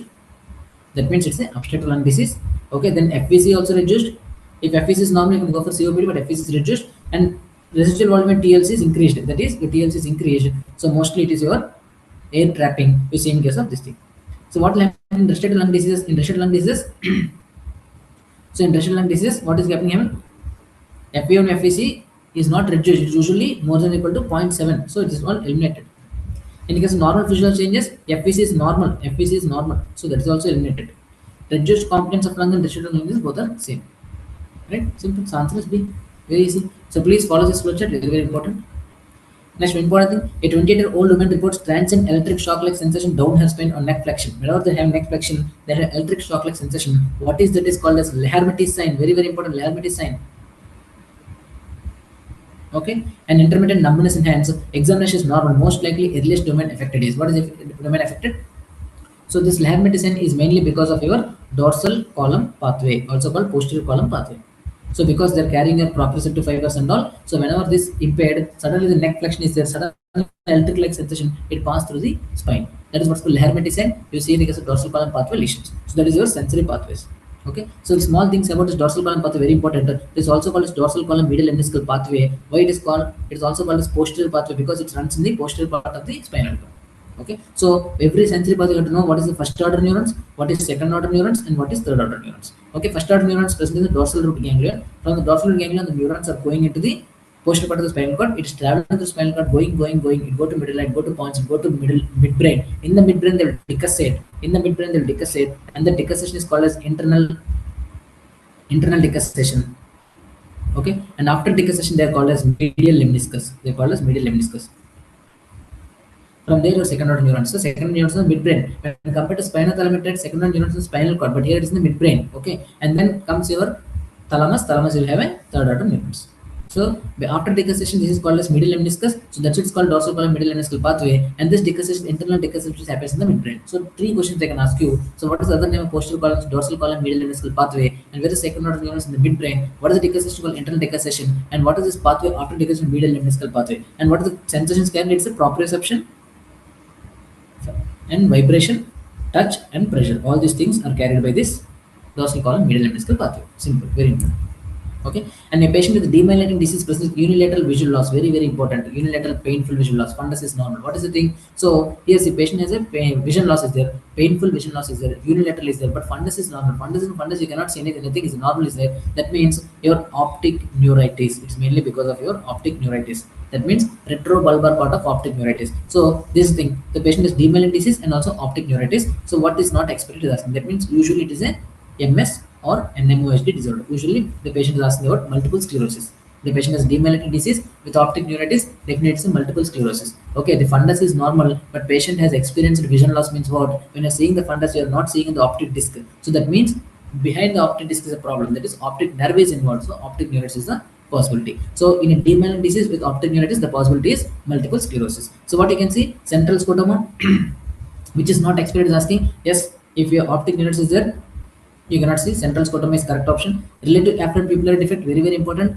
This is what is called as characteristic of this multiple sclerosis. You will have relative afferent pupillary defect. You can see by swinging flashlight test, very important. Swinging flashlight test.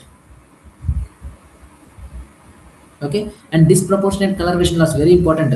Especially in optic neuritis, always color vision loss is more than visual acuity loss.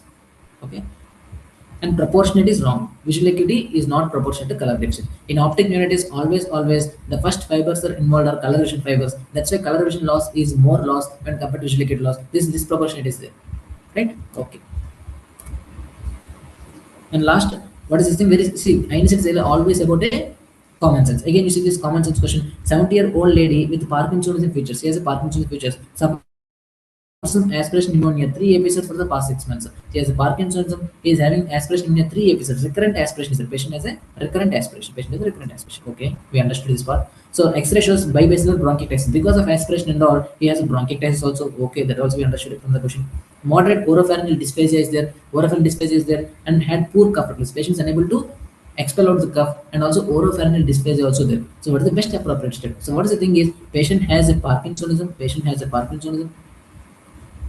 Okay, patient has oropharyngeal dysphagia, this one Parkinsonism, and with poor cough reflex. All these are risk factors for recurrent Parkinsonism. Okay, recurrent aspiration.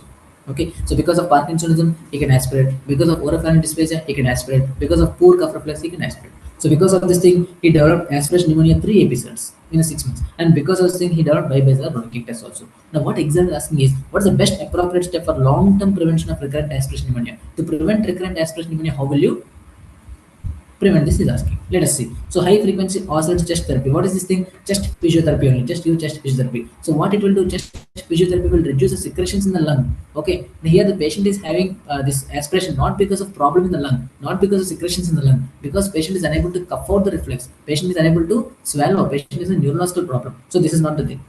Nebulized NSTL system, NSTL mucolytic, it also clears secretions. Again, I'm saying the patient has a problem not because of more secretions. Patient is a problem because of unable to cough out the secretion. So this is not the thing. Okay, azithromycin for antibacterial prophylaxis. No, we are not giving antibacterial prophylaxis for aspiration pneumonia. So how can you prevent his PEG? Because he has oropharyngeal dysphagia, so he's unable to afford these things. Whenever he's eating and all, this food may enter into the trachea also, and is unable to afford also. So definitely it's going into recurrent aspiration. So to prevent this thing, what you can do is stop giving by oral route, give through the PEG. That's called as gastrostomy, percutaneous enterogastrostomy. Okay, simple thing. So nothing is that patient is a Parkinsonism, he has a oropharyngeal dysphagia, he is unable to cough out reflexes. Even when he is eating, because of dysphagia, it is going into the trachea, but is unable to cough out, so it's going to lung, causing recurrent aspirations. So how can you prevent this thing? So you can prevent this thing by stopping giving oral feed. You can give PEG and giving nutrition. So there is no risk of aspiration. Okay. Any lung problem is there, then you can go for NSL cysteine or any your chest physiotherapy, all these things. But lung problem is not the problem here. Neurological dysphagia is the problem here. Right? Okay. Right. So you complete 50 questions, and roughly some 30 questions will be there. I'll just cover in the next class of just it'll take just half an hour, and I'll cover this next class. Any doubts and all, you can mail me. There's no issue. We can discuss. You can mail me, or you can put in the comment section, or you can message me also. I will definitely answer. And all of you people, please complete these questions and just try to attend a grand test is there, which is on exactly on 3rd May is a grand test is there. Please attend this grand test. Before attending this grand test, please do all these questions and attend these questions. I will cover one more 30 questions in the next class. Right? Any doubt you can ask, otherwise we'll stop the class here. We'll meet in the next class. Thank you all.